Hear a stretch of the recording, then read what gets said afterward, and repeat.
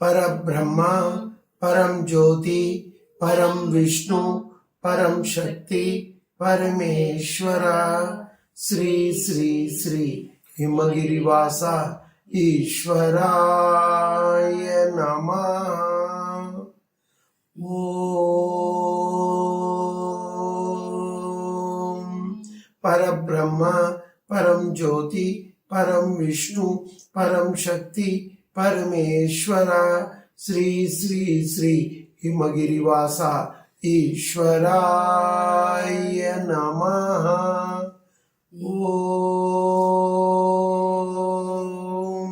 परब्रह्म परम ज्योति परम विष्णु परम शक्ति परमेश्वर श्री श्री श्री हिमगिरिवास ईश्वराय नमः। ईश्वराय नमः। ईश्वराय नमः। शुक्लां वरदरं विष्णुं शशिवर्णं चतुर्भुजं प्रसन्नवदनं ध्याये सर्वविघ्नोपशान्ते। वक्रतुंड महाकाय कोटिसूर्यसमप्रभ निर्विघ्नं कुरु मे देव सर्वकार्येषु सर्वदा शोकविनाशकारणं नमामि विघ्नेश्वरं पादपङ्कजं। नमामि विघ्नेश्वरं पादपङ्कजम्। गुरुब्रह्मा गुरुविष्णु गुरुदेवो महेश्वरः गुरु साक्षात् परब्रह्म तस्मै श्री गुरवे नमः। तस्मै श्री गुरवे नमः। సభకు నమస్కారం। ఈరోజు మనం ఉగాది కోసం ప్రత్యేకంగా చెప్పబోతున్నాం। ఈ రాబోయే నూతన సంవత్సరం తెలుగువారి కోసం, కన్నడ ప్రదేశం కోసం, తెలంగాణ ప్రదేశానికి ముఖ్యంగా ఉగాది సెలబ్రేషన్ జరుగుతుంది। ఈ సంవత్సరానికి మనం విశ్వవసు సంవత్సరం అంటాం। దీనిలో ఒక ప్రత్యేకత ఉంది। ఈ సంవత్సరం భారతదేశానికి మేలు చేయబోతుంది। యావత్ ప్రపంచంలో ఈ ప్రారంభమైన రోజుకి సనాతన ధర్మాల్లో స్పెషల్గా మనం ఏమనుకుంటామంటే ఇది బ్రహ్మ ఈ రోజు నుంచి సృష్టి ప్రారంభం చేశాడు।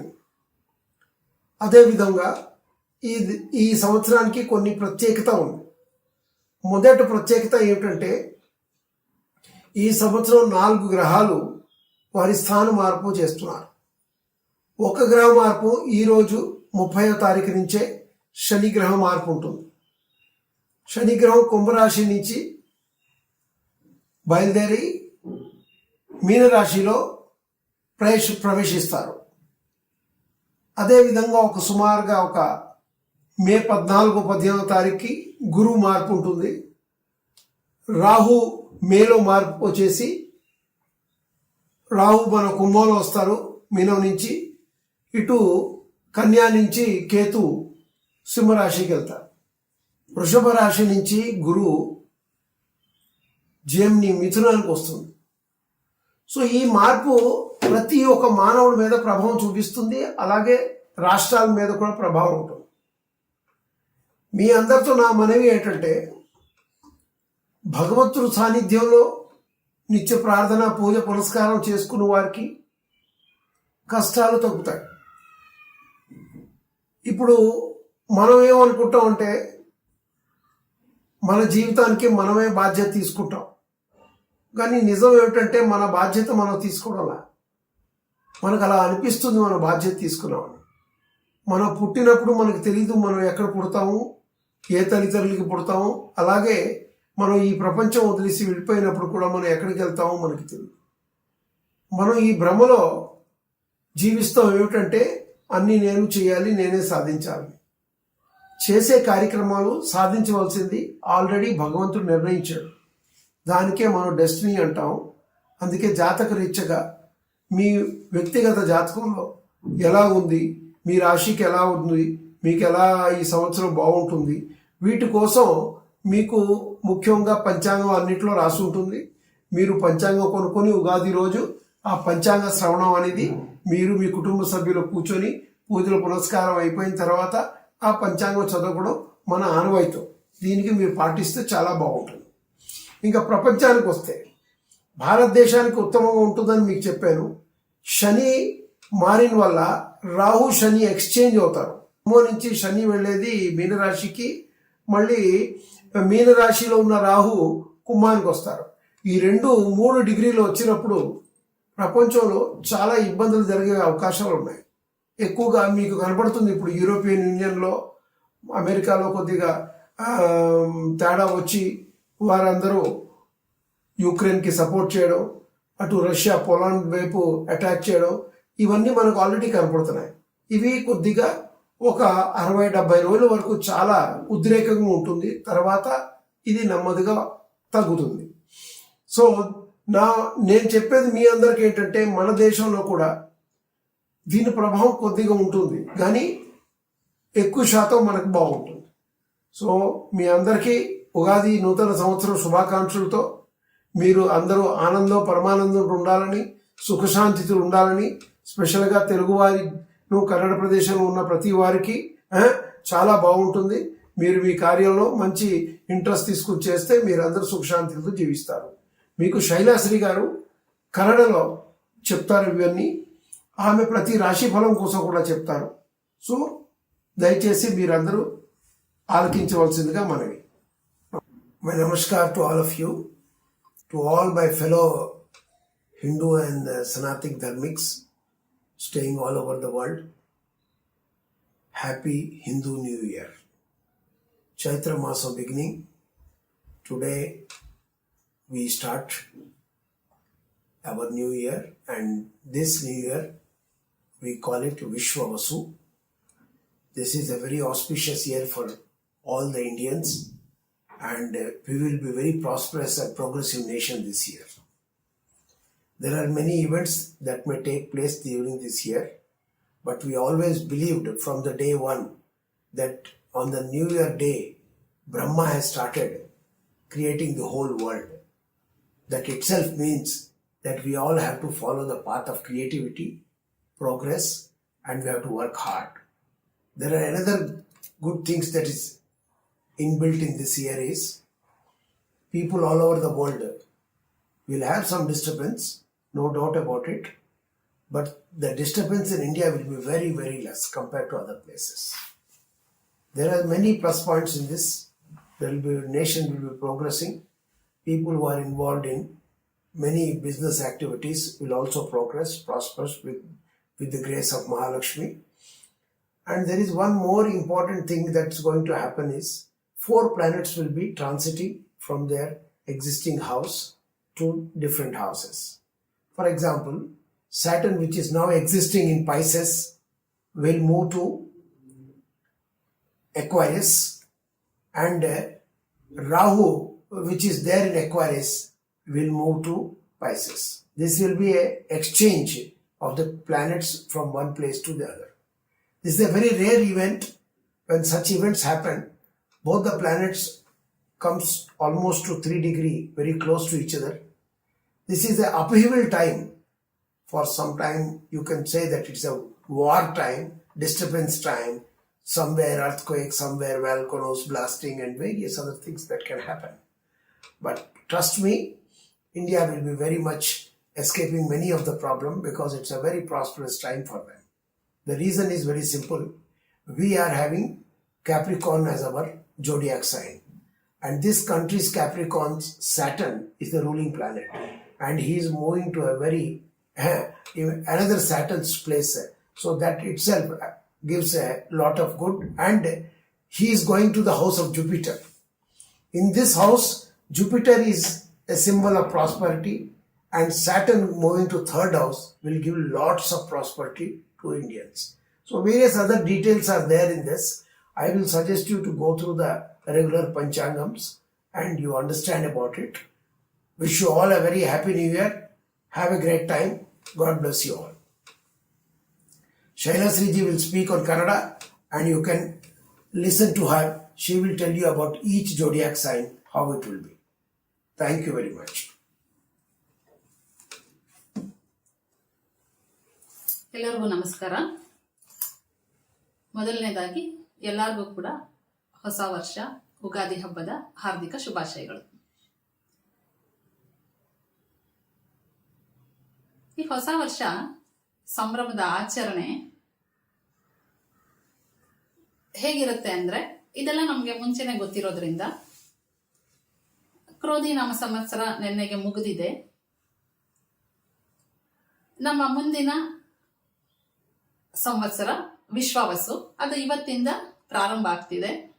ಇದನ್ನ ಪ್ರಾರಂಭಿಸುವಂತದ್ದೇ ಏನ್ ಪ್ರಾರಂಭ ಆಗ್ತಿದೆ ಹೊಸ ವರ್ಷ, ಇದನ್ನ ಆಹ್ವಾನ ಮಾಡೋದೇನೆ ನಮ್ಮ ಹೊಸ ವರ್ಷದ ಆಚರಣೆ. ಇನ್ನು ನಾವು ಉಗಾದಿ ಹಬ್ಬನ ಹೇಗೆ ಆಚರಿಸ್ತೀವಿ ಅಂದ್ರೆ, ನಮ್ಮ ಸನಾತನ ಧರ್ಮದ ನಂಬಿಕೆ ಪ್ರಕಾರ ಈ ದಿನಾನೇ ಬ್ರಹ್ಮದೇವರು ಸೃಷ್ಟಿಯನ್ನ ಪ್ರಾರಂಭ ಮಾಡ್ದ ಅಂತ. ನಮ್ಮಲ್ಲಿ ಪ್ರಭವಾದಿ 60 ಸಂವತ್ಸರಗಳಿದೆ, 2 ಆಯನಗಳು, 6 ಋತುಗಳು, 12 ಮಾಸಗಳು, 2 ಪಕ್ಷಗಳು, 7 ವಾರಗಳು, ಹಾಗೇನೆ 1 ಹಗಲು 1 ರಾತ್ರಿ ಸೇರಿ 1 ದಿನ. ಇವೆಲ್ಲ ಕೂಡ ಸೂರ್ಯ ಮತ್ತೆ ಚಂದ್ರರ ಚಲನೆಯ ಆಧಾರದ ಮೇಲೆ ರೂಪುಗೊಂಡಿರುವಂತದ್ದು. ಅಂದ್ರೆ ಇವೆಲ್ಲದಕ್ಕೂ ಕಾರಣ ಯಾರು ಅಂದ್ರೆ, ಸೂರ್ಯ ಮತ್ತೆ ಚಂದ್ರರ ಚಲನೆನೇ ಆಧಾರ. ಇದರಲ್ಲಿ ನಮ್ಮಲ್ಲಿ ಕೆಲವರು ಸೂರ್ಯನ ಚಲನೆಯನ್ನ ಪ್ರಾಮುಖ್ಯವಾಗಿ ತಗೋತಾರೆ, ಮತ್ತೆ ಕೆಲವರು ಚಂದ್ರನ ಚಲನೆಗೆ ಪ್ರಾಮುಖ್ಯತೆ ಕೊಟ್ಟು ಅದನ್ನ ಅನುಸರಿಸ್ತೀವಿ. ಇದು ನಮ್ಮಲ್ಲಿ ನಡ್ಕೊಂಡು ಬಂದಿರುವಂತ ಪದ್ಧತಿ. ಚಂದ್ರನ ಚಲನೆಯ ಆಧಾರದ ಮೇರೆಗೆ ಆಚರಿಸೋದಕ್ಕೆ ಚಾಂದ್ರಮಾನ ಯುಗಾದಿ ಅಂತಾನು, ಸೂರ್ಯನ ಚಲನೆಯನ್ನ ಆಧಾರವಾಗಿ ಇಟ್ಕೊಂಡು ಆ ಚಲನೆಗೆ ಮಾನ್ಯತೆ ಕೊಡೋ ಪದ್ಧತಿಗೆ ಸೌರಮಾನ ಯುಗಾದಿ ಅಂತಾನು ಕರಿತೀವಿ. ಇನ್ನು ನಮ್ಮಲ್ಲಿ ಸಾಮಾನ್ಯ ಏನ್ ಮಾಡ್ತೀವಿ ಅಂದ್ರೆ, ಉಗಾದಿ ಹಬ್ಬದ ಆಚರಣೆಗೆ ಬೆಳಗ್ಗೆ ಸೂರ್ಯೋದಯಕ್ಕೆನೆ ಎದ್ದೇಳ್ತೀವಿ, ನಮ್ಮ ನಿತ್ಯ ಕರ್ಮಗಳನ್ನ ನೆರವೇರಿಸ್ಕೋತೀವಿ. ಹಾಗೆ ಇನ್ನು ಇದ್ರ ಬಗ್ಗೆ ಸ್ವಲ್ಪ ಹೇಳಬೇಕು ಅಂದ್ರೆ, ಇವತ್ತಿನ ದಿನ ಏನಿದೆ ಇದು ವಸಂತ ಋತು, ಚೈತ್ರ ಮಾಸ, ಶುಕ್ಲ ಪಕ್ಷ, ಭಾನುವಾರ, ಪ್ರಥಮಿ ತಿಥಿ, ರೇವತಿ ನಕ್ಷತ್ರ, ಐಂದ್ರ ಯೋಗ, ಭವಕರಣ. ಇದು ಈ ವಿಶ್ವಾವಸು ಸಂವತ್ಸರದ ಮೊದಲನೆಯ ದಿನದ ಪಂಚಾಂಗ.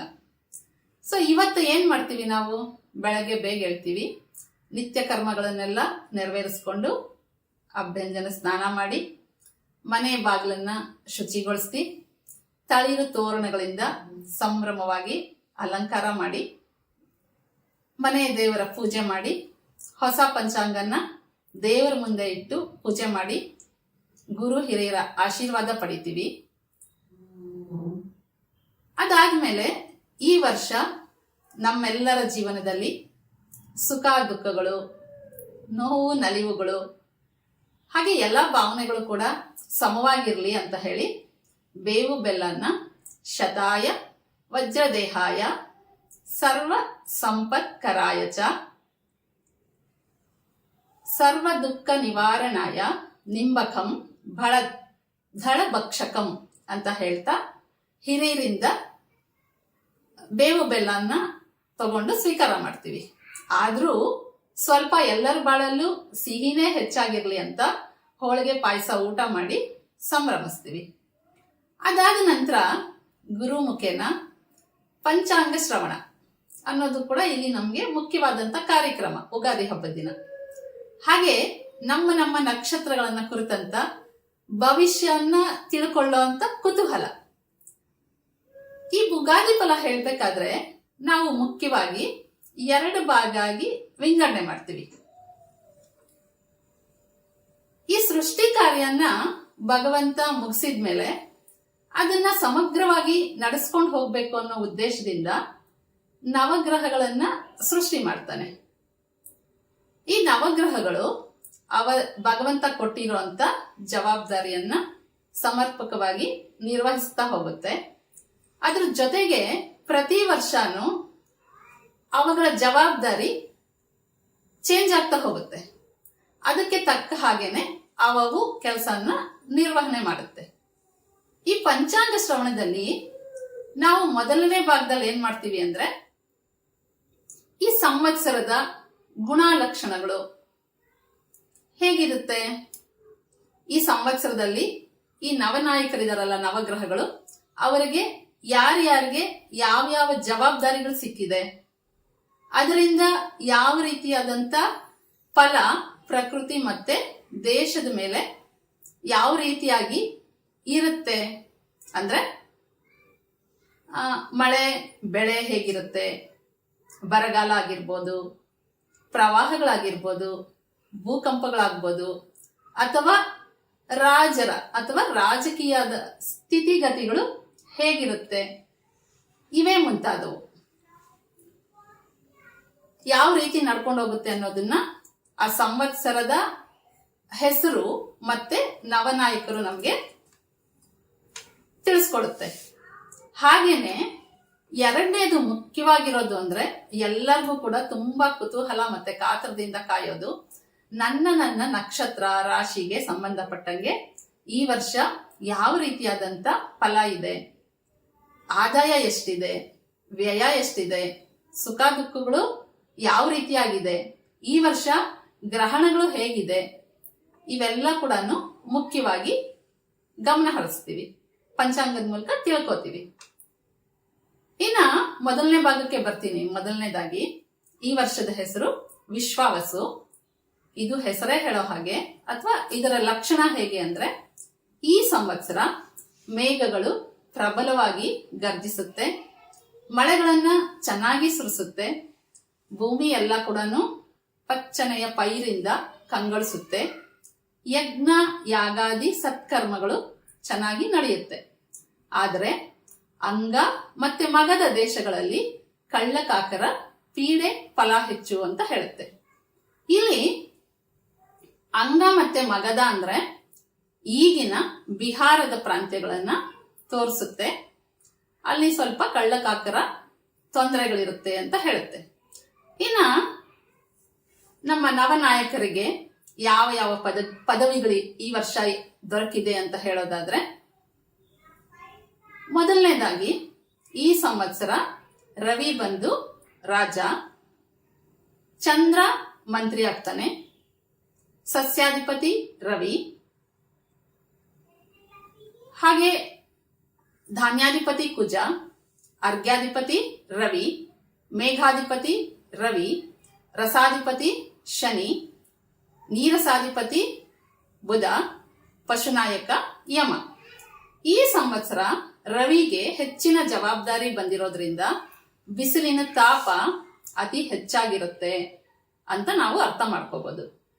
ಹಾಗೇನೆ ರವಿ ರಾಜ ಆಗಿರೋದ್ರಿಂದ ರಾಜರಲ್ಲಿ ಪರಸ್ಪರ ವೈರತ್ವ, ಮೇಘಗಳು ಚದರಿ ಹೋಗುತ್ತೆ, ಮಳೆ ಸ್ವಲ್ಪ ಕಡಿಮೆ ಆಗುತ್ತೆ, ಪ್ರಜೆಗಳಿಗೆ ರಾಜರಿಂದ ಮತ್ತೆ ಅಧಿಕಾರಿಗಳಿಂದ ಶಸ್ತ್ರಾಸ್ತ್ರಗಳಿಂದ ಪೀಡೆ, ಹಾಗೆ ರವಿ ಅಗ್ನಿಗ್ರಹ ಆಗಿರೋದ್ರಿಂದ ಸ್ವಲ್ಪ ಅಗ್ನಿಯ ಬಾಧೆಗಳು ಉಂಟಾಗುವಂತ ಸ್ಥಿತಿ. ಎರಡನೇದಾಗಿ ಚಂದ್ರ ಮಂತ್ರಿ ಆಗಿರೋದ್ರಿಂದ ತುಂಬಾ ಒಳ್ಳೆಯದು, ಚೆನ್ನಾಗಿ ಮಳೆ ಬೆಳೆ ಆಗುತ್ತೆ, ಸಸ್ಯಗಳು ಚೆನ್ನಾಗಿ ಫಲಿಸುತ್ತೆ, ಜನರಲ್ಲಿ ಕ್ಷೇಮ ಆರೋಗ್ಯವಾಗಿ ಇರ್ತಾರೆ ಅಂತ ಹೇಳುತ್ತೆ. ರವಿ ಸೇನಾಧಿಪತಿನೂ ಆಗಿರೋದ್ರಿಂದ ರಾಜರಲ್ಲಿ ಅನ್ಯೋನ್ಯತೆ ಕಡಿಮೆ ಆಗುತ್ತೆ, ಯುದ್ಧ ಉಂಟಾಗುವಂತ ಸಂದರ್ಭಗಳು ಬರುತ್ತೆ, ಮೇಘಗಳು ಗಾಳಿಯಿಂದ ಚೆದರು ಹೋಗುತ್ತೆ, ಮಳೆ ಸ್ವಲ್ಪ ಕಡಿಮೆ ಆಗುತ್ತೆ. ಆದ್ರೂ ಕೂಡ ಕೆಂಪು ಭೂಮಿಯಲ್ಲಿ ಹಾಗೆ ಕೆಂಪು ಧಾನ್ಯಗಳು ಚೆನ್ನಾಗಿ ಫಲಿಸುತ್ತೆ ಅಂತ. ಸಸ್ಯಾಧಿಪತಿ ಗುರು ಆಗಿರೋದ್ರಿಂದ ಪೈರು ಚೆನ್ನಾಗಿ ಬೆಳೆಯುತ್ತೆ, ಪದಾರ್ಥಗಳಿಗೆ ಸ್ವಲ್ಪ ಬೆಲೆ ಕಡಿಮೆ ಆಗುತ್ತೆ, ಹಾಗೆ ಕೊಂಕಣ ಮತ್ತೆ ಮಗಧ ದೇಶದಲ್ಲಿ ಸಸ್ಯಗಳ ಬೆಳವಣಿಗೆ ಕಡಿಮೆ ಆಗುತ್ತೆ, ಆ ಪದಾರ್ಥಗಳಿಗೆ ಬೆಲೆನೂ ಕೂಡ ಹೆಚ್ಚಾಗುತ್ತೆ. ಇಲ್ಲಿ ಕೊಂಕಣ ಮತ್ತೆ ಮಗಧ ದೇಶಗಳು ಅಂದ್ರೆ ಈಗಿರುವಂತ ಗೋವಾ, ಮಹಾರಾಷ್ಟ್ರ ಹಾಗೆ ಕರ್ನಾಟಕದ ಕೋಸ್ಟಲ್ ಏರಿಯಾ ಬರುತ್ತೆ. ಇನ್ನು ನಮ್ಮ ಮುಂದಿನ ನಾಯಕ ಕುಜ. ಅವನು ಧಾನ್ಯಾಧಿಪತಿ ಆಗಿರೋದ್ರಿಂದ ಖುಷ್ಕಿ ಧಾನ್ಯಗಳು ಹಾಗೂ ಕೆಂಪು ಧಾನ್ಯಗಳು ಹಾಗೆ ಕೆಂಪು ಭೂಮಿಯಲ್ಲಿ ಬೆಳೆಗಳು ಚೆನ್ನಾಗಾಗುತ್ತೆ. ಮತ್ತೆ ರವಿ ಅರ್ಘ್ಯಾಧಿಪತಿನೂ ಆಗಿರೋದ್ರಿಂದ ಮಳೆ ಕಡಿಮೆ ಆಗುತ್ತೆ, ಪದಾರ್ಥಗಳಿಗೆ ಬೆಲೆ ಹೆಚ್ಚಾಗುವಂತ ಸಾಧ್ಯತೆ, ಪ್ರಜೆಗಳಿಗೆ ಹಸಿವು ಹೆಚ್ಚಾಗತ್ತೆ, ರಾಜರಲ್ಲಿ ಪರಸ್ಪರ ಕ್ರೋಧ ಹೆಚ್ಚಾಗತ್ತೆ. ರವಿನೇ ಮೇಘಾಧಿಪತಿನೂ ಆಗಿರೋದ್ರಿಂದ ಪ್ರಜೆಗಳಿಗೆ ಭಯ, ಬೆಳೆ ಕಡಿಮೆ, ಕೆಂಪು ಧಾನ್ಯಗಳು ಚೆನ್ನಾಗಿ ಬೆಳೆಯುತ್ತೆ. ಏನು ಕಾರಣ ಅಂದ್ರೆ ರವಿ ಮತ್ತೆ ಕುಜ ಕೆಂಪು ಬಣ್ಣನ ತೋರಿಸ್ತಾರೆ, ಹಾಗಾಗಿ ಕೆಂಪು ಧಾನ್ಯಗಳು ಚೆನ್ನಾಗಿ ಬೆಳೆಯುತ್ತೆ ಅಂತ. ನಂತರ ರವಿ ಮುಗಿತಲ್ಲ, ಶನಿ ರಸಾಧಿಪತಿ ಆಗಿರೋದ್ರಿಂದ ರಸ ಪದಾರ್ಥಗಳು ಕ್ಷೀಣಿಸುತ್ತೆ, ಜನರಿಗೆ ಆದ್ರೂ ಕೂಡ ಅಭಿವೃದ್ಧಿ ಉಂಟಾಗುತ್ತೆ ಅಂತ ಹೇಳುತ್ತೆ. ಹಾಗೆ ಶನಿ ನೀರಸಾಧಿಪತಿ ಆಗಿರೋದ್ರಿಂದ ಚಿನ್ನ, ಮುತ್ತು, ಶ್ರೀಗಂಧ, ಕರ್ಪೂರ, ಬೆಳ್ಳಿ ಇವು ದುರ್ಲಭ ಆಗುತ್ತೆ, ಕಬ್ಬಿಣ, ಸೀಸ, ತಾಮ್ರ ಇವು ಸಮೃದ್ಧಿಯಾಗಿ ದೊರೆಯುತ್ತೆ. ಇನ್ನು ಪಶುಪತಿ ಬಂದು ಯಮ ಆಗಿರೋದ್ರಿಂದ ಹಾಲು ಹಾಗೂ ಹಾಲಿನ ಉತ್ಪನ್ನಗಳು ಕಡಿಮೆ ಆಗುವಂತ ಸಾಧ್ಯತೆ ಹೆಚ್ಚಾಗಿದೆ. ಆದ್ರಿಂದ ಇವುಗಳಲ್ಲಿ ಅಥವಾ ಇವುಗಳ ಬೆಲೆ ಹೆಚ್ಚಾಗುವಂತ ಸಾಧ್ಯತೆ. ಇನ್ನು ಈ ವರ್ಷ ಹೇಳೋದಾದ್ರೆ, ನಾವು ಇವತ್ತು ಅಂದ್ರೆ ಉಗಾದಿ ದಿನ ಸೂರ್ಯೋದಯಕ್ಕೆ ಒಂದು ಪ್ರಶ್ನಾಕುಂಡ್ಲಿನ ಹಾಕ್ತೀವಿ. ಈ ಸಂದರ್ಭದಲ್ಲಿ ಮೀನ ಲಗ್ನ ಬರುತ್ತೆ. ಮೀನ ಲಗ್ನದಲ್ಲೇನೆ 6 ಗ್ರಹಗಳ ಸ್ಥಿತಿ ಇದೆ. ಮೀನ ಜಲತತ್ವ ರಾಶಿ. ನಾವು ಮೀನ ರಾಶಿನ ಸಮುದ್ರ ಅಂತ ಕೂಡ ಕರಿತೀವಿ. ಅದು ಸಮುದ್ರನ ಸೂಚಿಸುತ್ತೆ. ಸಮುದ್ರದಲ್ಲಿ ಹೇಗೆ ಏರಿಳಿತಗಳು ಯಾವಾಗ್ಲೂ ಇರುತ್ತೋ ಹಾಗೆ ಇಲ್ಲಿ ಹೆಚ್ಚು ಗ್ರಹಗಳು ಇರೋದ್ರಿಂದ ಏರಿಳಿತಗಳು ಪ್ರಪಂಚದಾದ್ಯಂತ ಹೆಚ್ಚಾಗಿರುತ್ತೆ ಅಂತ ನಾವು ಊಹಿಸಬಹುದು.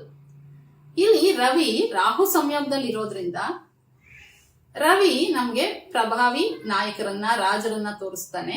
ಹಾಗಾಗಿ ಪ್ರಪಂಚದ ಪ್ರಭಾವಿ ನಾಯಕರಿಗೆ ಅಷ್ಟೊಂದು ಒಳ್ಳೇದಲ್ಲ. ಜೊತೆಗೆ ವಕ್ರಿ ಬುಧನ ಜೊತೆ ರಾಹು ಜೊತೆ ರವಿ ಇರೋದ್ರಿಂದ ಇಂಥ ಪ್ರಭಾವಿ ನಾಯಕರು ಆದಷ್ಟು ಎಚ್ಚರದಿಂದ ಇರೋದು ಒಳ್ಳೇದು. ನಂಬಿಕಸ್ಥರು ಅಥವಾ ಸ್ನೇಹಿತರು ಅಥವಾ ಕುಟುಂಬಸ್ಥರು ಅಂದ್ರೆ ಬಂಧುಗಳು, ಕುಟುಂಬಸ್ಥರು ಅನ್ನೋಕ್ಕಿಂತ ಬಂಧುಗಳಿಂದ ಎಚ್ಚರಿಕೆಯಿಂದ ಇರೋದು ಒಳ್ಳೇದು. ನಂಬಿಕೆ ದ್ರೋಹ ಆಗೋ ಸಾಧ್ಯತೆಗಳು ಹೆಚ್ಚಾಗಿದೆ. ಹಾಗೇನೆ ರವಿ ಶನಿ ಮತ್ತೆ ರಾಹು ಜೊತೆ ಇದ್ದಾನೆ. ಅವರಿಗೆ ಕಟಕದಿಂದ 5ನೇ ಮನೆ 9ನೇ ಮನೆಯಲ್ಲಿ ನೀಚ ಕುಜ ಇರೋದ್ರಿಂದ ಇವರು ರಕ್ಷಣೆಗೆ ಅಂತ ನೇಮಿಸ್ಕೊಂಡಿರೋರ ಬಗ್ಗೆ ಆಗ್ಬೋದು, ಅಥವಾ ಇವರ ಕೆಳಗೆ ಕೆಲಸ ಮಾಡೋರು ಸ್ವಲ್ಪ ನಂಬಿಕೆ ದ್ರೋಹ ಮಾಡುವಂತ ಸಾಧ್ಯತೆಗಳಿದೆ, ಅಥವಾ ಇವರಿಗೆ ವಿರುದ್ಧವಾಗಿ ನಡ್ಕೊಳ್ಳುವಂತ ಸಾಧ್ಯತೆಗಳಿದೆ. ಹಾಗಾಗಿ ಇವುಗಳ ಬಗ್ಗೆ ಎಚ್ಚರದಿಂದ ಇರೋದು ಒಳ್ಳೆಯದು. ಇನ್ನ ಅಲ್ಲಿ ಶುಕ್ರ ಕೂಡ ಇದ್ದಾನೆ, ಚಂದ್ರನೂ ಇದ್ದಾನೆ. ಶುಕ್ರ, ಚಂದ್ರ, ರಾಹು ನಮಗೆ ಸಿನಿಮಾ ರಂಗ ತೋರಿಸುತ್ತೆ. ಅತ್ಯುತ್ತಮವಾದ ಚಲನಚಿತ್ರಗಳು ಅಥವಾ ಅದರಲ್ಲಿ ಒಳ್ಳೆ ಕ್ರಾಂತಿ ಆಗತ್ತೆ ಅಂತ ಹೇಳಿದ್ರು ಕೂಡ ಅದಕ್ಕಿಂತ ಹೆಚ್ಚಾಗಿ ಅಲ್ಲಿ ಕೂಡ ಸಾಕಷ್ಟು ಹಣಕಾಸಿನ ವಿಷಯಕ್ಕೆ ಸಂಬಂಧಪಟ್ಟಂಗೆ ದೇಶದಾದ್ಯಂತ ಹೊಸ ಹೊಸ ಸ್ಕ್ಯಾಂಡಲ್ಸ್ ಆಗ್ಬೋದು, ಇಲ್ಲ ಸಿನಿಮಾ ರಂಗದವ್ರಿಗೆ ಸ್ವಲ್ಪ ತೊಂದರೆಗೊಳಗಾಗುವಂತ ಚಾನ್ಸ್ಗಳಿದೆ. ಅದೇ ಅಲ್ದಿರ ಇದು ಸಮುದ್ರ ಹೇಳೋದ್ರಿಂದ ಪ್ರಕೃತಿಯಲ್ಲಿ ಸಾಕಷ್ಟು ಸುನಾಮಿಯಂತಹ ಪ್ರಕೋಪಗಳಿರ್ಬೋದು, ಅಥವಾ ನೀರಿಗೆ ಸಂಬಂಧಪಟ್ಟಂತ ಜಾಗಗಳಲ್ಲಿ ತೊಂದರೆಗಳು, ಇವುಗಳ ಬಗ್ಗೆ ಹೆಚ್ಚಾಗಿ ಗಮನ ಇಟ್ಕೊಳ್ಳೋದು ಒಳ್ಳೆಯದು.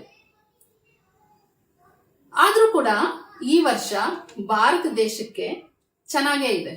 ಯಾಕಂದ್ರೆ ಋಷಭದಲ್ಲಿ ರವಿ ಇರೋದ್ರಿಂದ ಇದು ಯಾಕೆ ಹೇಗೆ ಇದನ್ನ ತೀರ್ಮಾನ ಮಾಡ್ತೀವಿ ಅಂದ್ರೆ, ಈ ಬಚಕ್ರದಲ್ಲಿ ಪ್ರತಿ ರಾಶಿನೂ ಒಂದೊಂದು ಪ್ರದೇಶ ಮತ್ತೆ ದೇಶನ ಸೂಚಿಸುತ್ತೆ. ನಮ್ಮ ಭಾರತ ದೇಶಕ್ಕೆ ಗುರು ದೃಷ್ಟಿ ಇರೋದ್ರಿಂದ ಭಾರತದಲ್ಲಿ ಅಭಿವೃದ್ಧಿನೇ ಆಗುತ್ತೆ ಅಂತ ನಾವು ನಿರೀಕ್ಷೆ ಮಾಡಬಹುದು. ಆದ್ರೆ ನಮ್ಮ ಪಕ್ಕದ ಚೀನಾ ಆಗ್ಬೋದು ಅಥವಾ ಅಮೆರಿಕ ಇನ್ನಷ್ಟು ಸ್ವಲ್ಪ ಸಂಕಷ್ಟಗಳಿಗೆ ಸಿಲುಕುವಂತ ಸಾಧ್ಯತೆಗಳಿದೆ. ಹಾಗೇನೆ ಚೀನಾ ದೇಶ ಕಟಕ ರಾಶಿಯನ್ನ ತೋರಿಸುತ್ತೆ. ಅಲ್ಲೇ ನೀಚ ಕುಜ ಇದ್ದು ಸ್ವಲ್ಪ ಅದು ಕೂಡ ಜಲರಾಶಿ ಆಗಿರೋದ್ರಿಂದ ಇನ್ನೂ ಹೊಸ ಹೊಸ ವೈರಸ್ಗಳು ಹುಟ್ಕೊಳ್ಳೋ ಸಾಧ್ಯತೆ, ಕಾಯಿಲೆಗಳು ಹೆಚ್ಚಾಗುವಂತ ಸಾಧ್ಯತೆ ಅಲ್ಲಿ ಹೆಚ್ಚಾಗಿ ಕಂಡು ಬರ್ತಿದೆ. ಇನ್ನ ಎಲ್ಲರೂ ಕೂಡ ತುಂಬಾ ಕುತೂಹಲದಿಂದ ಕಾಯ್ತಾ ಇರುವಂತ ಅವರವರ ರಾಶಿ ಫಲದ ಕಡೆ ಗಮನ ಹರಿಸೋದಾದ್ರೆ, ಮೊದಲನೇ ರಾಶಿಯಿಂದ ಶುರು ಮಾಡೋಣ. ಆದ್ರೆ ಅದಕ್ಕಿಂತ ಮುಂಚೆ ನಾನು ನಿಮ್ಮೆಲ್ಲರಲ್ಲೂ ಒಂದು ವಿಷಯನ ಸ್ಪಷ್ಟಪಡಿಸೋದಕ್ಕೆ ಇಷ್ಟಪಡ್ತೀನಿ.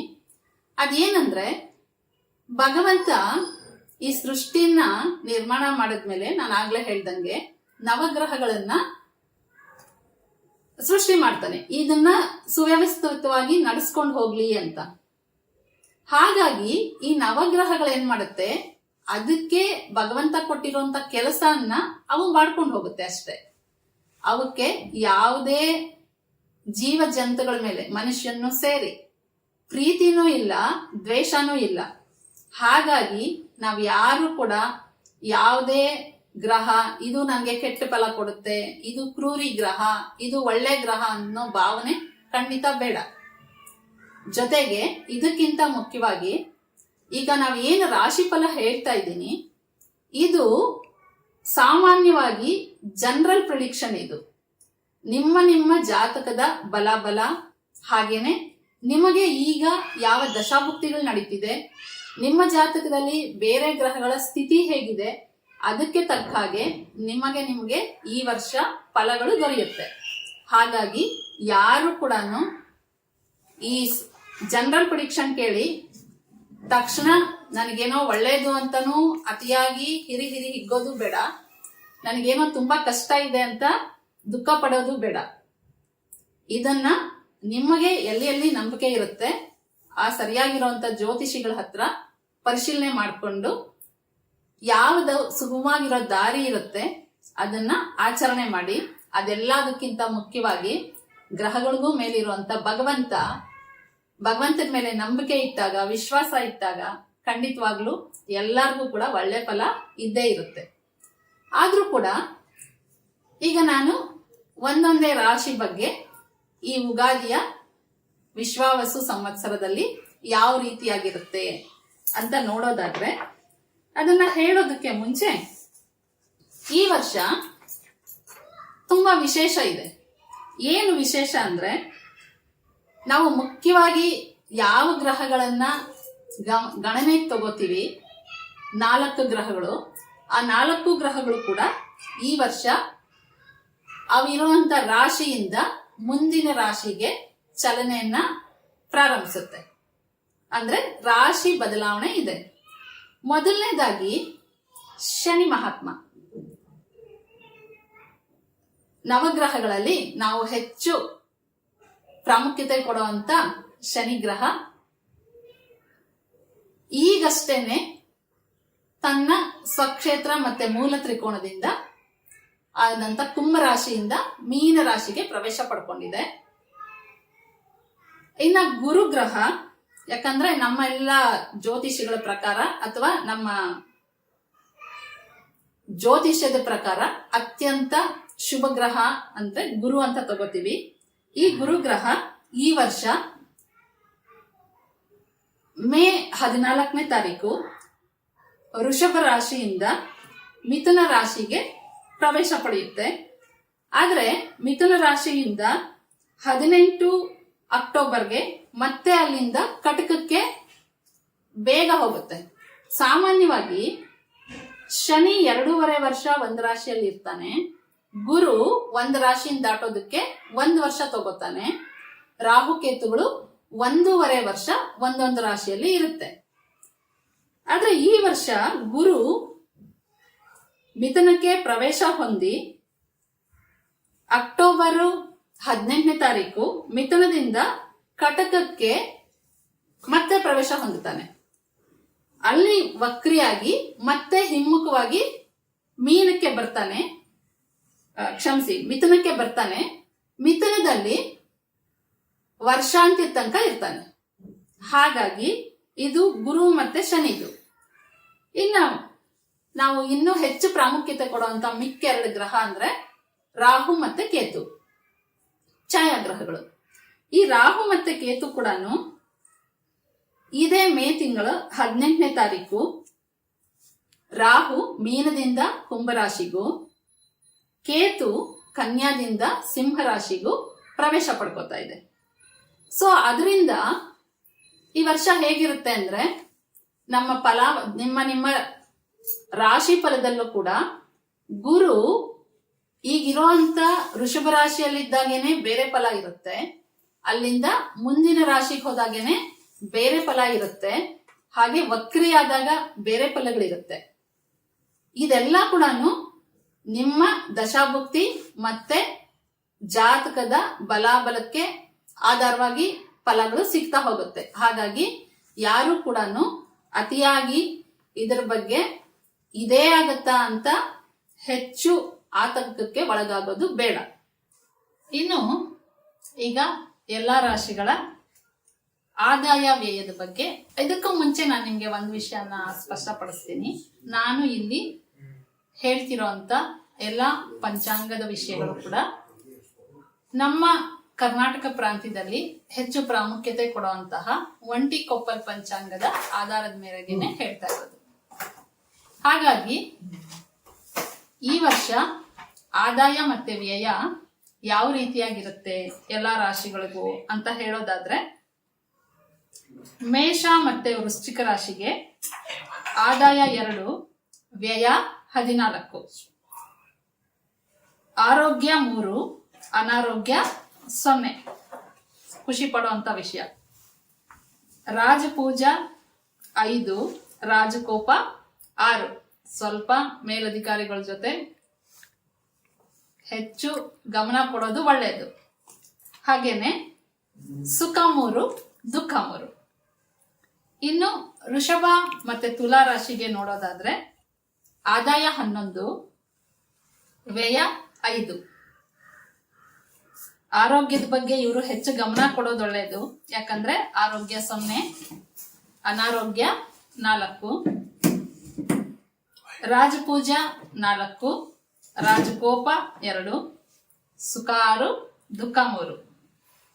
ಇನ್ನು ಮುಂದಿನ ರಾಶಿಗಳಾದಂತ ಮಿಥುನ ಮತ್ತೆ ಕನ್ಯಾ ರಾಶಿಗಳಿಗೆ ಆದಾಯ 14, ವ್ಯಯ 2, ಆರೋಗ್ಯ 2, ಅನಾರೋಗ್ಯ 5. ಇವರು ಕೂಡ ಆರೋಗ್ಯದ ಬಗ್ಗೆ ಹೆಚ್ಚಿನ ಕಾಳಜಿ ವಹಿಸೋದು ಒಳ್ಳೆಯದು. ರಾಜಪೂಜಾ 1, ರಾಜಕೋಪ 2, ಸುಖ 6, ದುಃಖ 3.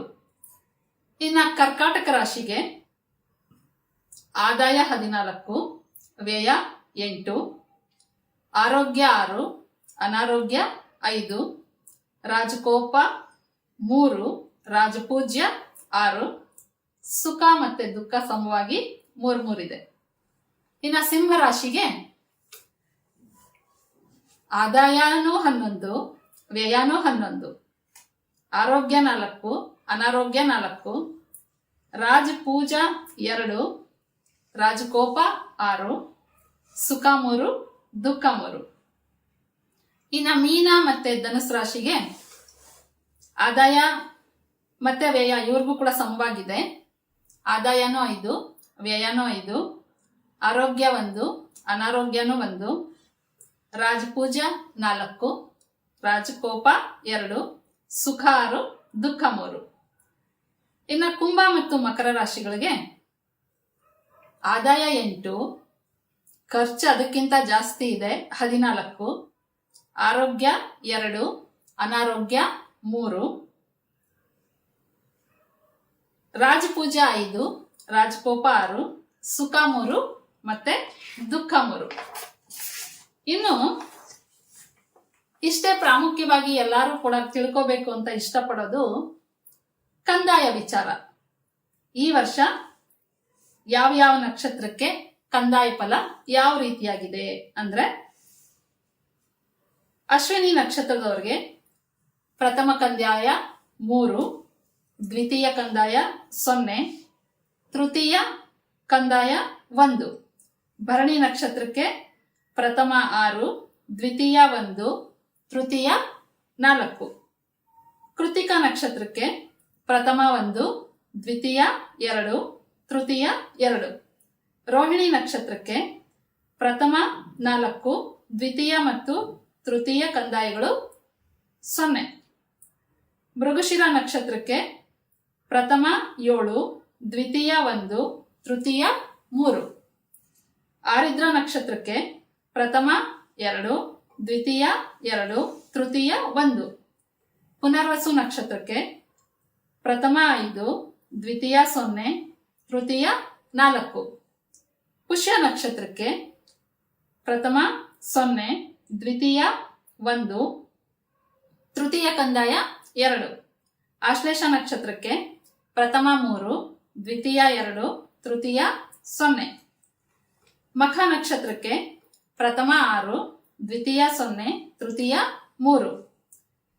ಪುಬ್ಬ ನಕ್ಷತ್ರಕ್ಕೆ ಪ್ರಥಮ 1, ದ್ವಿತೀಯ 1, ತೃತೀಯ ಕೂಡ 1.